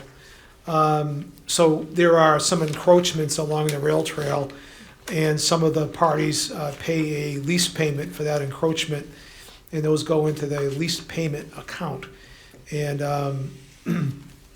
we've incurred some expense to maintain the rail trail account, and we're dipping into that lease payment account to do it. The comptroller tells me that in the future this will be an item in the budget, so we probably won't see this funded this way in the future, but it hasn't been done yet, so that's why we have this. I look at it, I know where the money's coming from. I don't exactly know where the money's going to, but I'm going to take a stab at that. We met as a subcommittee. Councilor Shalfo Zephyr had to abstain because she's a landowner, or her husband's a landowner that abuts the rail trail. So the vote was 2-0 to grant C-68. Okay, you've heard the chair's recommendation. Are there any questions or comments? If not, all those in favor signify in the usual manner. Those opposed? The vote is 7-0 with one abstention. 7-1. 7-0. 7-0-1. Does the chair have an order? I'm going to try. Order the sum of $8,000 be appropriated to the Twin City Rails lease payments account, or, I'm sorry, be appropriated to the Twin City Rail Trail expense account, same to be transferred from the Twin City Rail Trail lease payments account. Move for the adoption of the order. Okay, you've heard the chair's recommendation. Are there any questions or comments? If not, Councilor Cormier. Yay. Councilor Cormier. Yay. Councilor Odinger. Yay. Councilor Noseworthy. Yay. Councilor Robbins. Yay. Councilor Bedanza. Yay. And I will be recorded as yay by a vote of 7-0-1. She's abstained. Oh, That, abstained. but I was thrown off by that. Oh, okay, gotcha, It's like- sorry. I didn't know what the abstention was, so thank you. Okay, that takes care of finance. No, We you have one more, we should have one more. You double check the agenda. C69 should be on, it's not on It's there. not on there. The emergency preamble. Yeah. Oh, we. We ratified Should it? have ratified Yeah. it. We didn't ratify We it. didn't ratify it, did we? I No. thought we did. No. It has to come back on to ratify it. Oh. Do you have it there? I have it, because I used the old agenda for my subcommittee meeting, because the new agenda didn't exist yet. Right. But we did take it up in the subcommittee meeting, and we did vote 3-0 to ratify it, but I don't know how you wanna handle this. Is there a time frame to ratify it? It's supposed to happen at the next meeting according to the charter. Maybe we could vote to suspend the rules and, We should be able to. yeah. I can make a motion that we suspend the rules and take it up now, if somebody wants to second that. I'll second that. We're ratifying it, so we Yeah. already voted on it. Yeah, Okay, I don't have the language yet. I have it. I think if we can allow the motion to suspend the rules maybe first. What was it, C69, What was it for? Was it? Fire department. fire That's department. the one I had to abstain from. It is. That's right. That's right, I remember now. See you later, have a nice walk.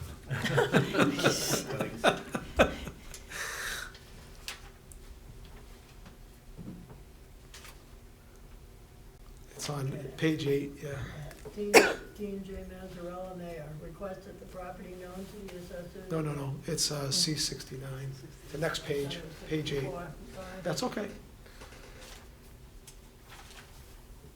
All right, emergency preamble. Yeah. Dean J. Mazzarella requested an appropriation of $250,000 be made to the fire department public safety overtime account, same amount to be transferred from the excess and deficiency account. We voted at the last meeting, 801 abstention. Correct. from California. And we have a motion on the floor for suspension of the rules. Do I have a second? I seconded it, Councilor yeah. Shalfo-Zephyr? Oh, that's fine. Sorry. I didn't- No, that's fine, I had done it earlier, that's fine. Sorry, I had my microphone off. Okay, so any other questions or comments about the suspension of the rules? Okay, all those in favor signify in the usual manner. Those opposed? Okay, by a vote of 7-0. 701. We didn't ratify yet, David. That was just Nope. to suspend the Nope. rules. We'll coffee it very soon. All right, C69, C69, Dean J. Mazzarella, Mayor, requests an appropriation of $250,000 be made to the Fire Department Public Safety Overtime Account, same amount to be transferred from the excess and deficiency account. We voted as an emergency preamble, 801, to grant C69 at our last meeting. The charter requires us to ratify that at the next ensuing council meeting. It was the position of the Finance Committee to ratify by a vote of 3-0. okay, you've heard the chair's recommendation. Any questions or comments? If not, I'll do a roll call vote on this. Councilor Cormier, Yay. Councilor Iden, Yay. Councilor Noseworthy, Yay. Councilor Shalfo-Zephyr, Yay. Councilor Robbins. Yay. Councilor Bonanza. Yay. That will be recorded as yay. So C69 has been ratified. Thank you for catching that. No problem. Okay. Okay, thank you for all that work with the Oh. Finance Committee, and thank you for having that long Finance Subcommittee meeting, but I think it made a huge difference on reporting out tonight, so. Yeah, it was a good meeting, so thank you to the members of the committee, Councilor Shalfo-Zephyr and Councilor Ardinger. And I'm going to ask the council's indulgence to go to the Legal Affairs Chair to 40-26. I mean, Mr. D'Agostino's been sitting there extremely, I'm sure you're enjoying listening to us. I do spend quite a bit of time at these. It's a great meeting you're doing. All right, so we're gonna go to 40-26, so you can get out of here after. Councilor Cormier. Thank you, Madam President. 40-26, Pluto Cannabis Company Outlet. Pluto Cannabis seeks a special permit for the Leominster City Council to assume operational control of the existing operational adult use marijuana establishment at 130 Pioneer Drive, currently operated by Revolutionary Clinics, in accordance with the City of Leominster zoning ordinance, Chapter 22, Section 18, marijuana facilities, Section 22-105. We had the public hearing again this evening. Mr. D'Agostino was kind enough to come in and answer some questions. He had actually a couple of questions for us. We've had positive feedback from the police, from the fire, from the unanimous recommendation from planning. I saw Luke Bolak stopped in today. I think our first meeting with Pluto Cannabis, Mr. Bolak was able to answer a lot of our questions, handle a lot of our concerns. So it would be my position to grant 40-26, and I'm going to ask you to check with the other member of my committee. Okay, Councilor Cormier. Thank you, Madam President. It'd be my recommendation that we grant 40-26 with the following condition, that on at least a quarterly basis, an inspection can be done with or without notice by any agent or department of the city who has the authority to conduct any inspection as deemed necessary in accordance with Mass General Law 94G.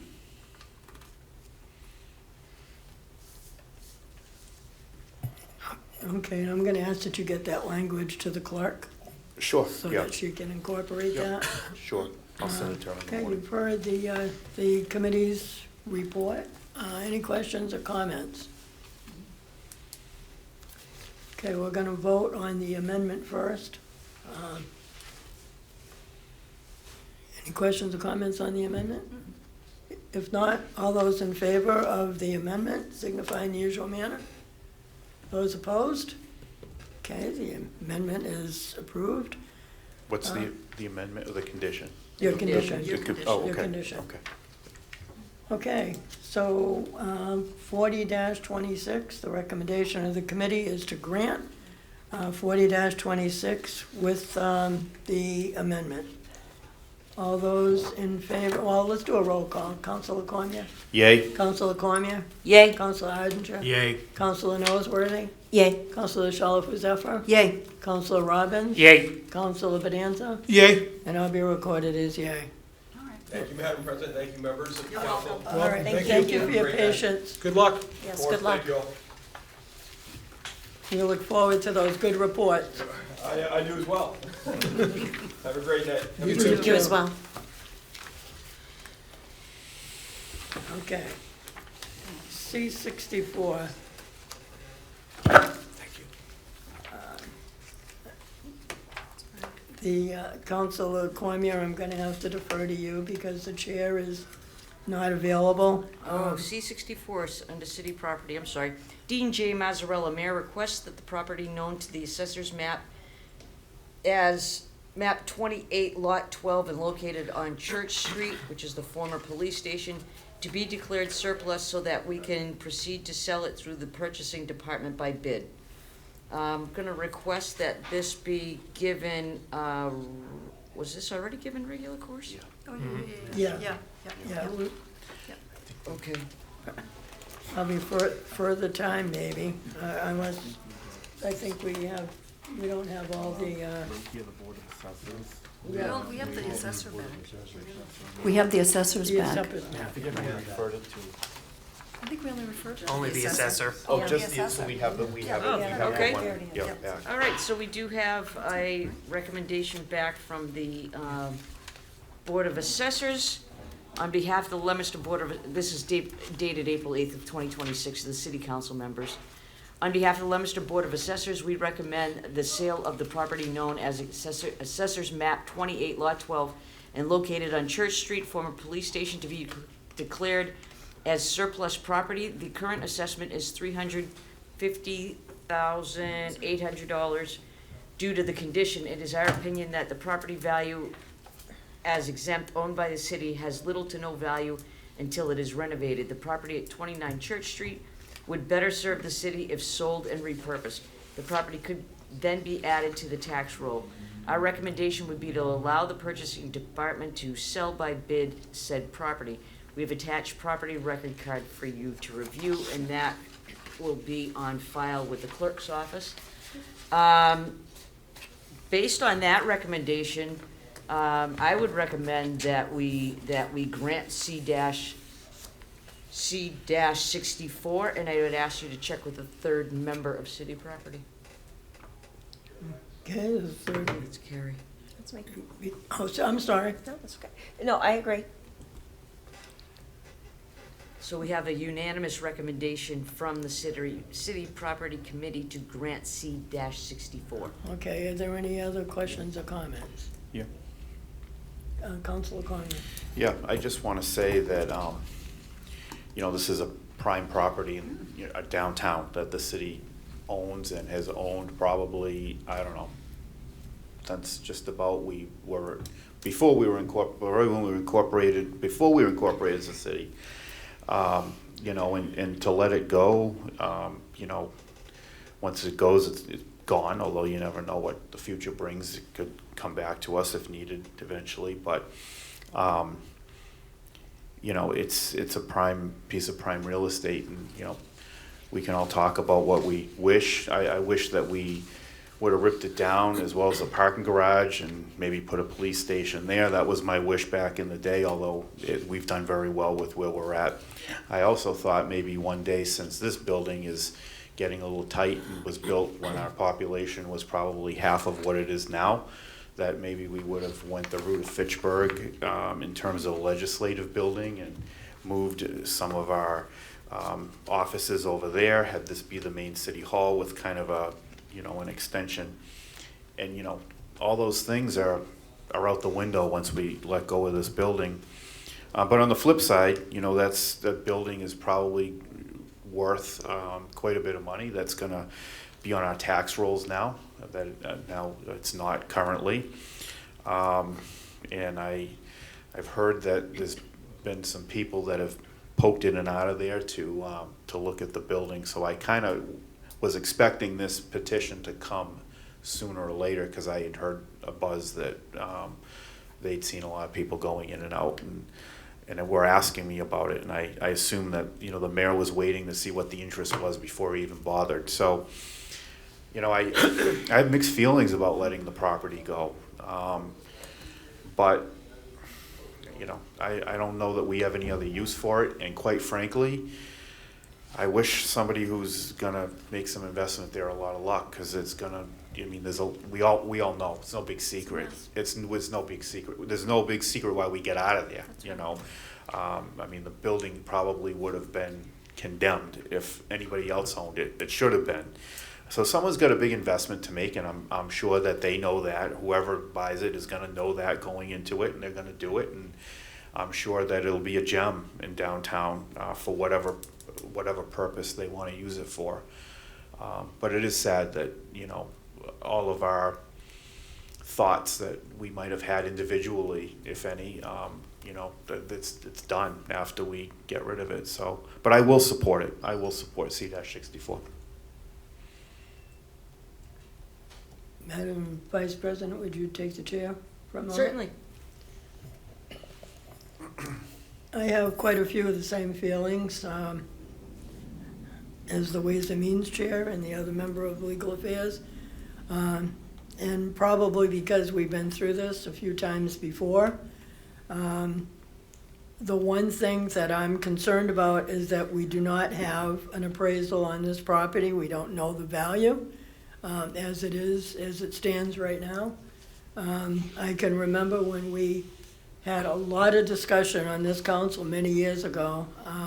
Councilor Shalfo-Zephyr, I can't remember if you were on here or not, but when we sold the Booth home, and some of the longer-serving people would remember the Booth home. It's where Joseph Jewelers is now, but that was owned by the city, and 40's next door as well. And We did all the proper appraisals, we did everything that we knew the value of the property when we were selling it, so that we had, if we would have, the last thing I want to do is run into anybody in this community that says, why did you only sell it for X amount of dollars? Where was your rationale for that?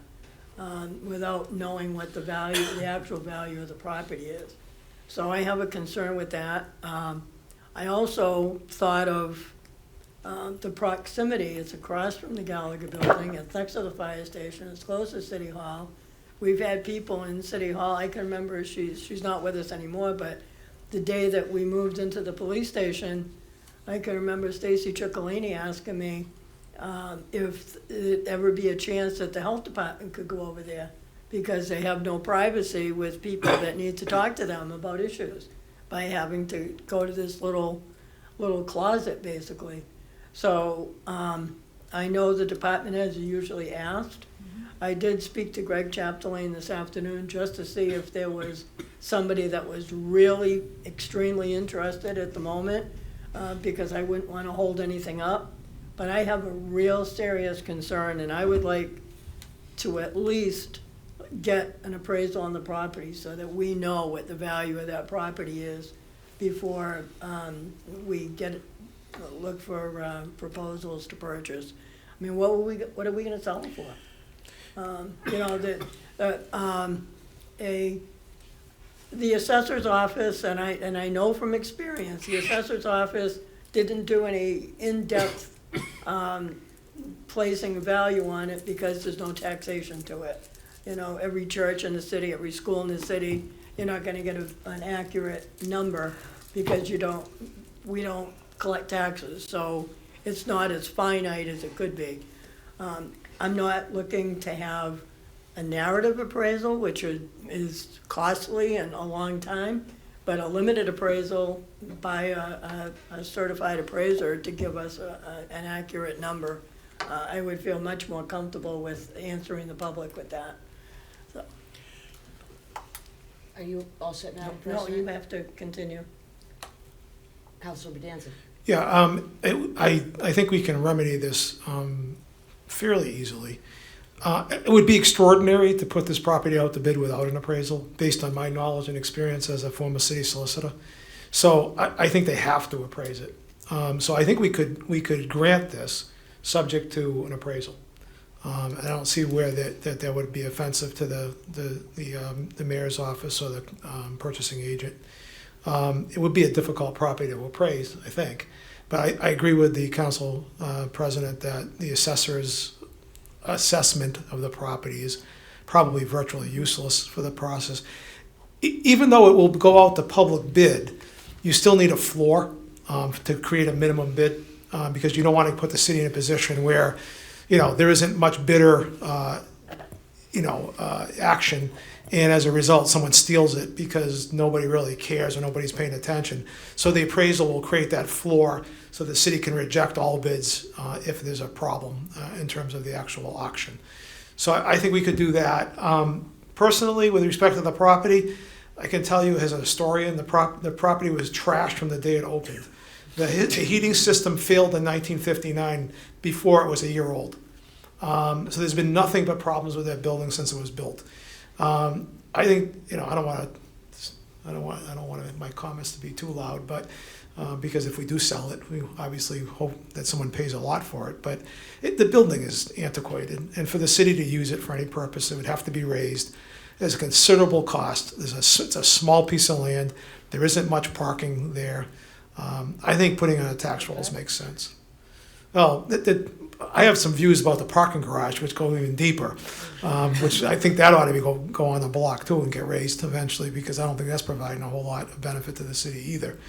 And I think we might all live to see the day where that garage gets replaced by something more extensive in terms of parking, but we'll leave that for a different day. Councilor Robbins? Thank you, Madam Chair. I'll echo a lot of the comments of the speakers before me. It's all thoughts that I had when I first saw this on the agenda about just the prime location, how close it is to City Hall. I guess in light of the huge amount of capital work that we've done recently as a city between the police station, Fallbrook, we know that the cost of the city trying to fix that building would be astronomical, or to even build a new building, it would be astronomical. With that said, I think to the council president's point, I think at least seeing what it would appraise for before we grant it, I would be supportive of if there is a mechanism to do that. Just so we, have an idea of what we could be looking at for revenue for selling the building, and also people are definitely going to ask us when they see that the second that building comes down, we're all going to be asked, where'd the old police station go?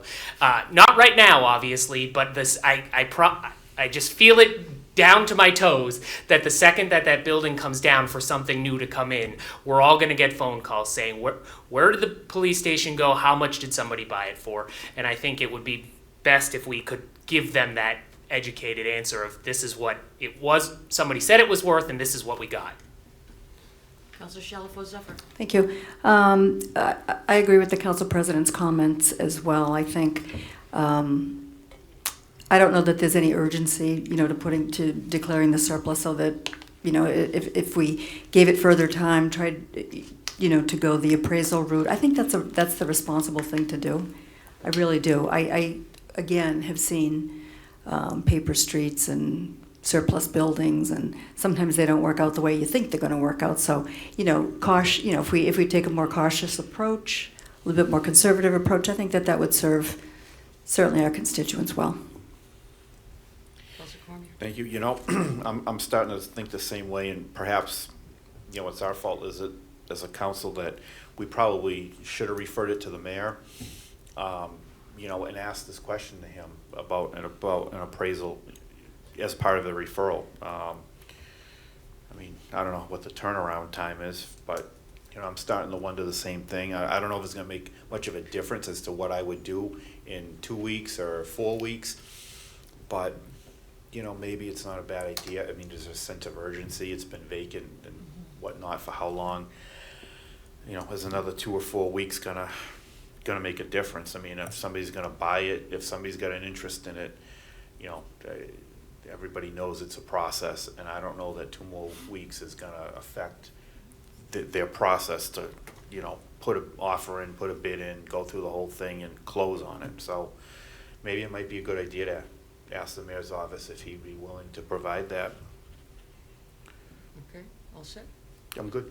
Councilor Bedanza? Yeah, I don't care which way we do it. We can do it, we can amend this, and we can vote contingent upon the property being appraised before it's auctioned, or we can refer it to the mayor's office, and I would be personally shocked that they are gonna try to sell this property by bid without an appraisal. You're just opening yourself up to a can of worms. So this is a very unique property especially, and what interest it will attract, I have no idea, and if it doesn't attract any interest, they want to be in a position to, to reject all the bids. So either way, I'm okay, whatever anybody wants to do. Madam President.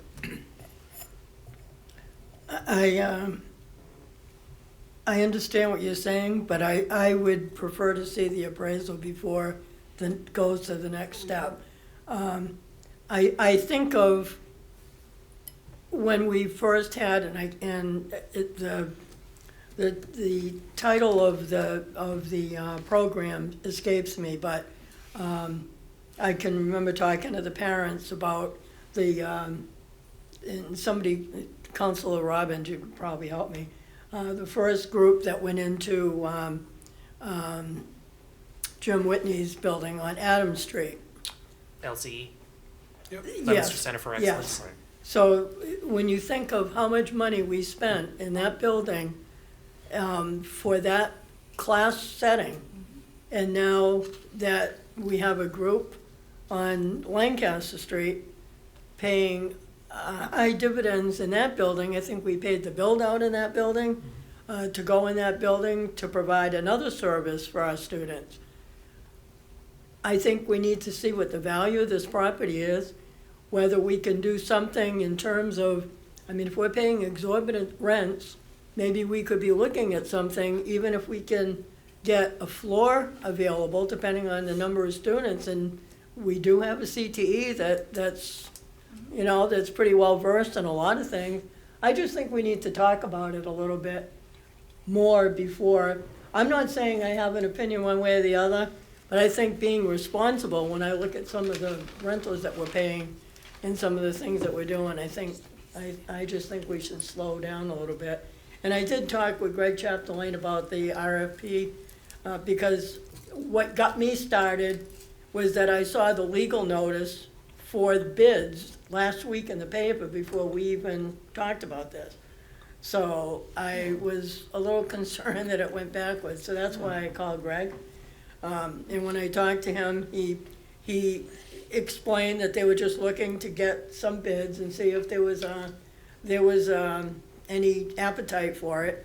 But he did say, I'm almost sure he said May 20th was the date, but they could extend it.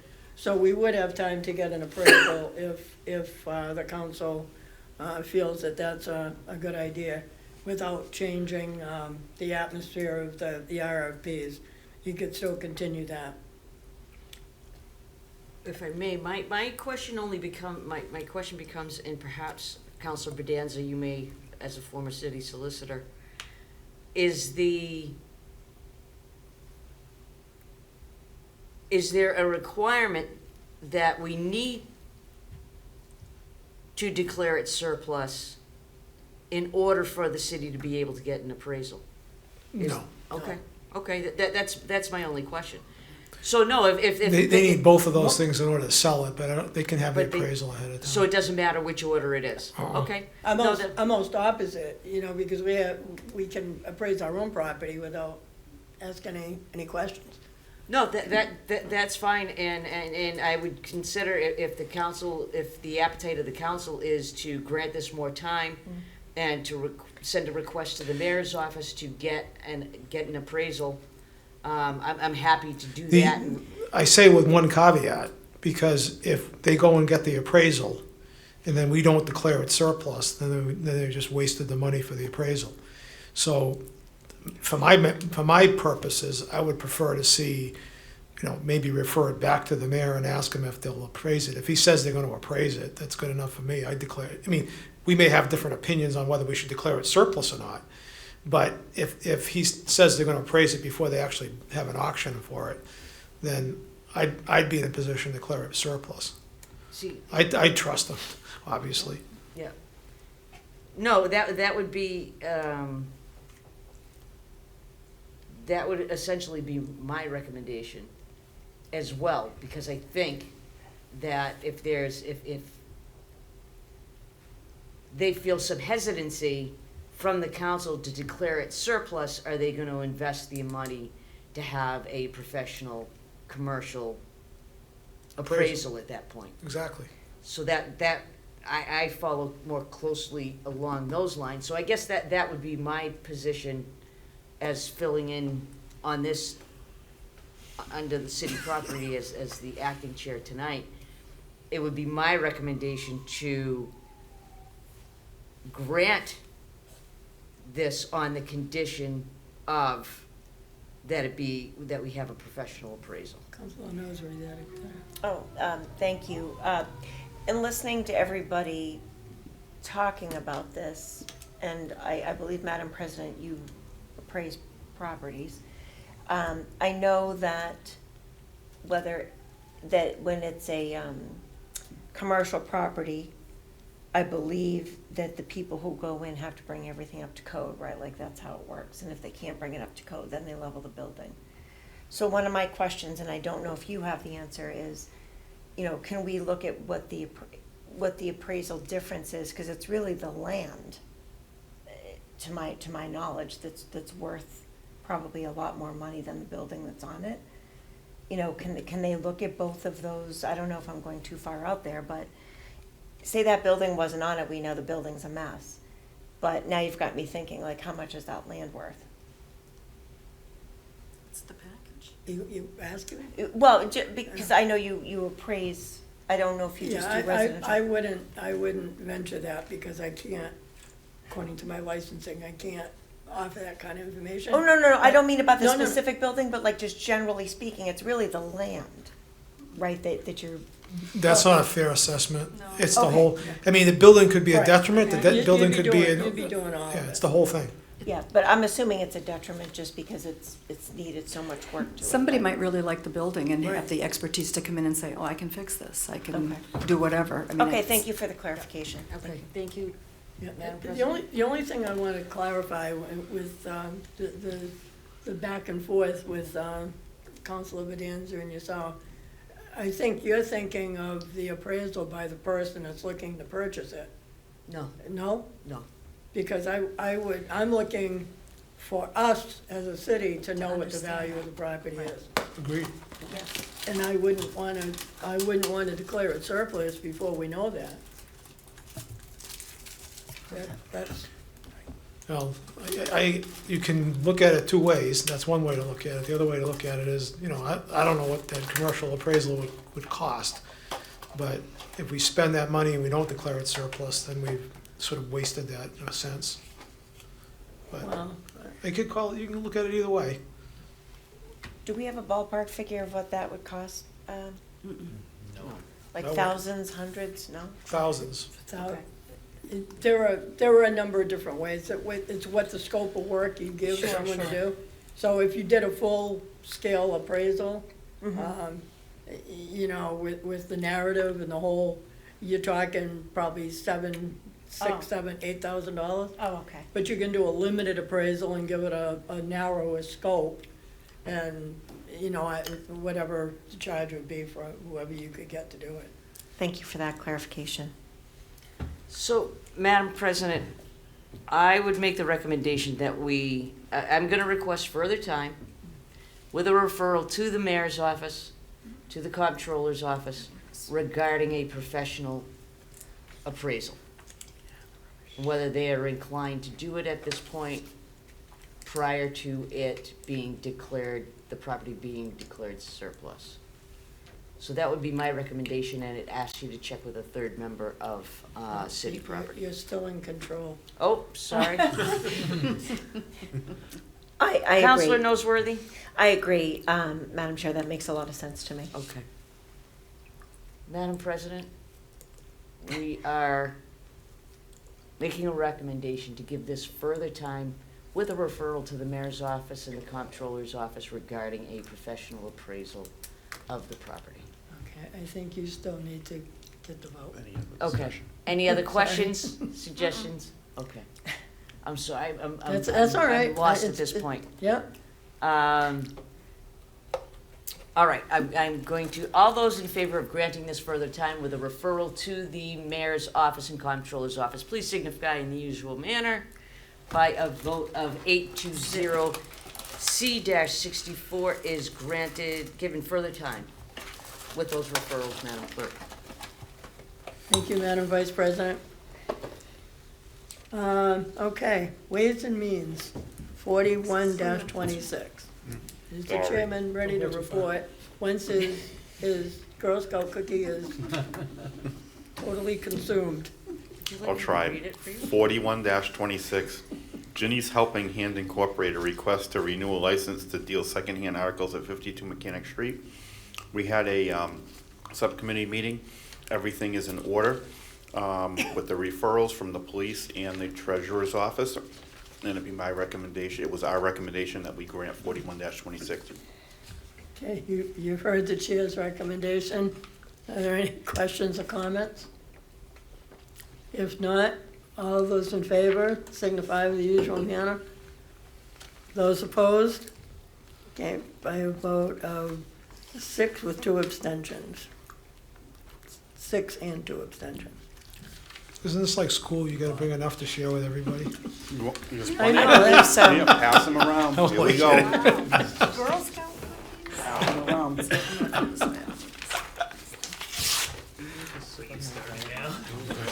there you go. Here you go, Brandon.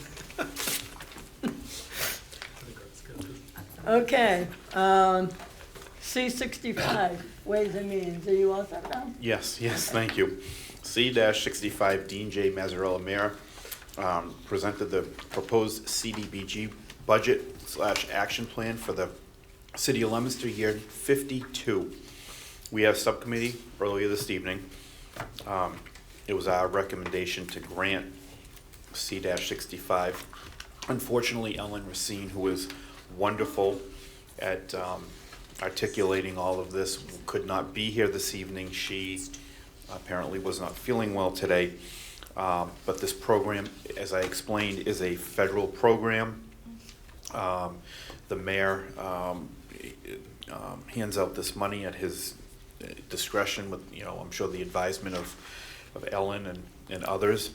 But there's $70,000, as I had read all of these individually earlier during the subcommittee meeting, that will go toward many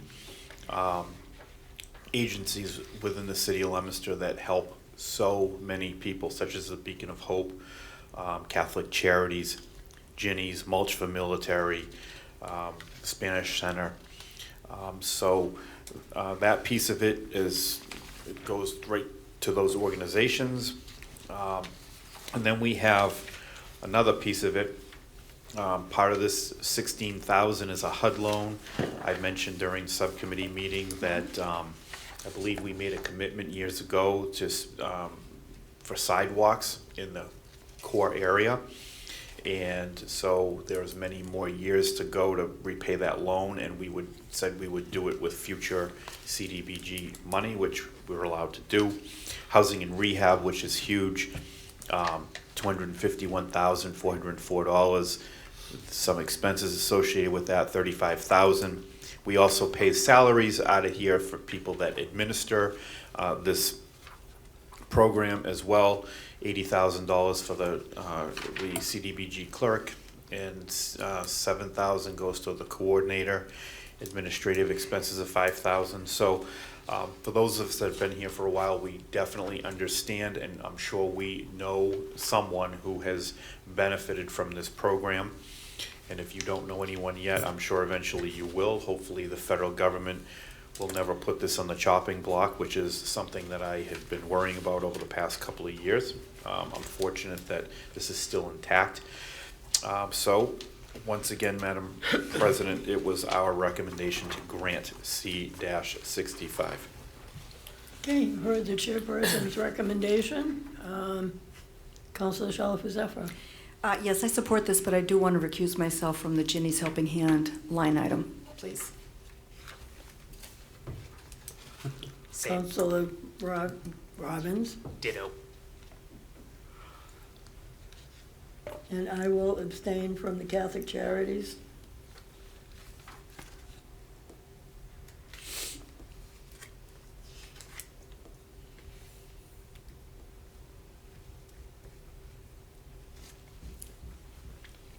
Any other questions or comments?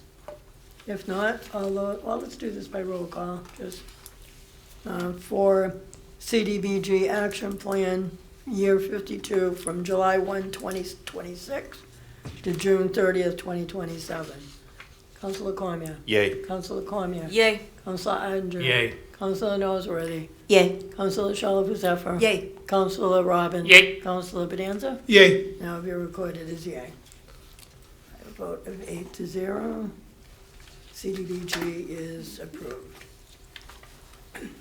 25-26.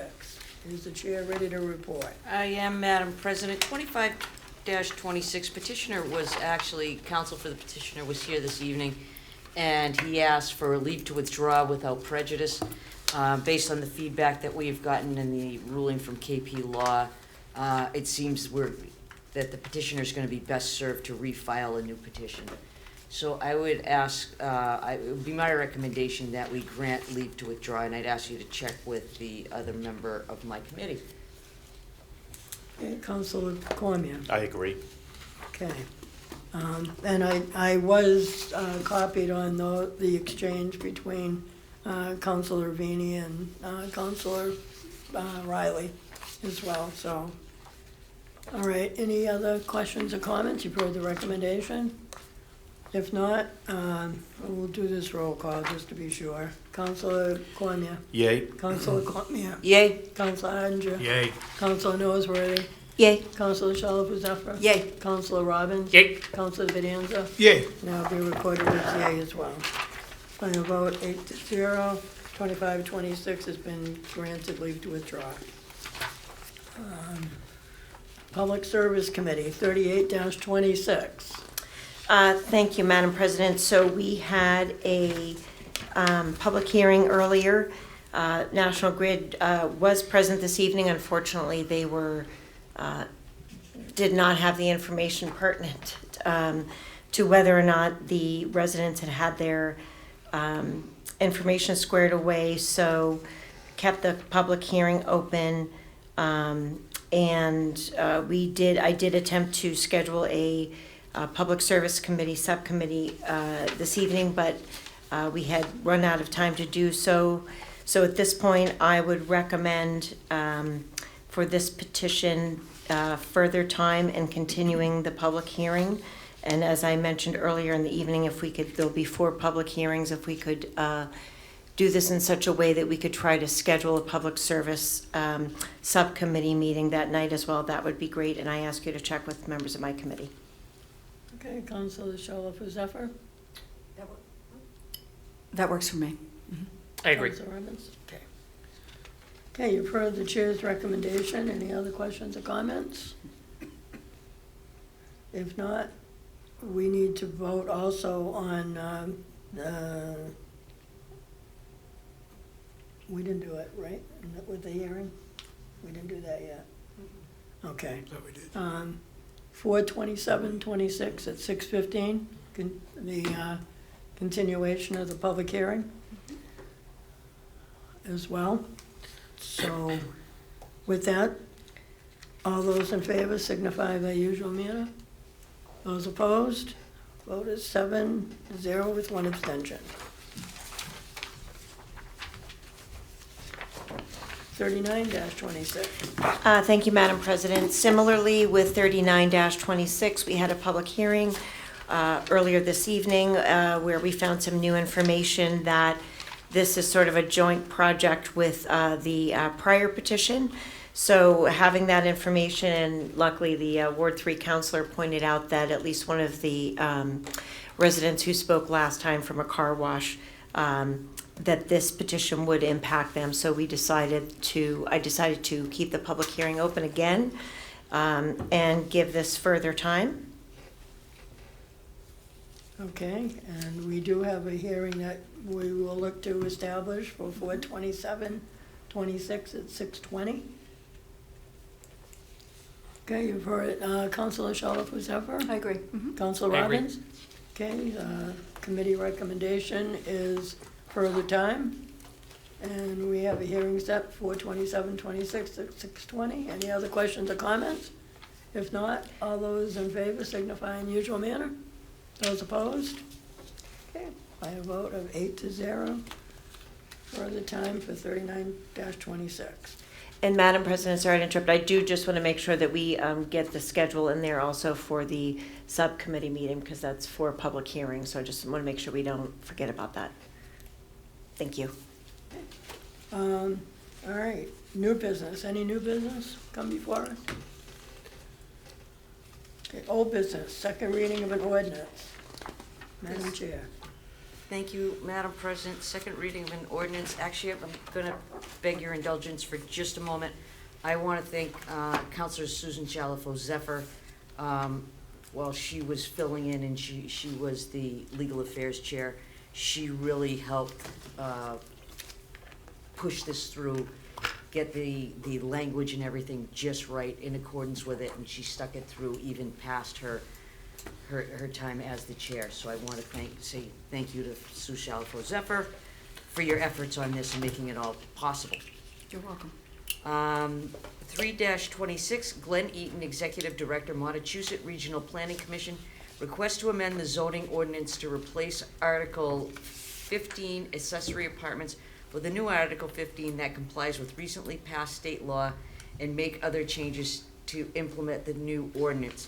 We were fortunate enough to have Attorney Riley here at our last meeting, and he approved the waiver of the reading of the entire ordinance, the changes to the ordinance. These are all on file with the clerk's office.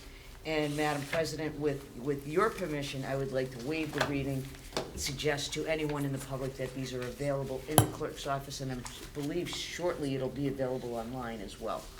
Well, this goes back to August 11th, 2025, so I'm sure if people have watched this meeting, they've heard all Over the and over again. iterations of this ordinance as well.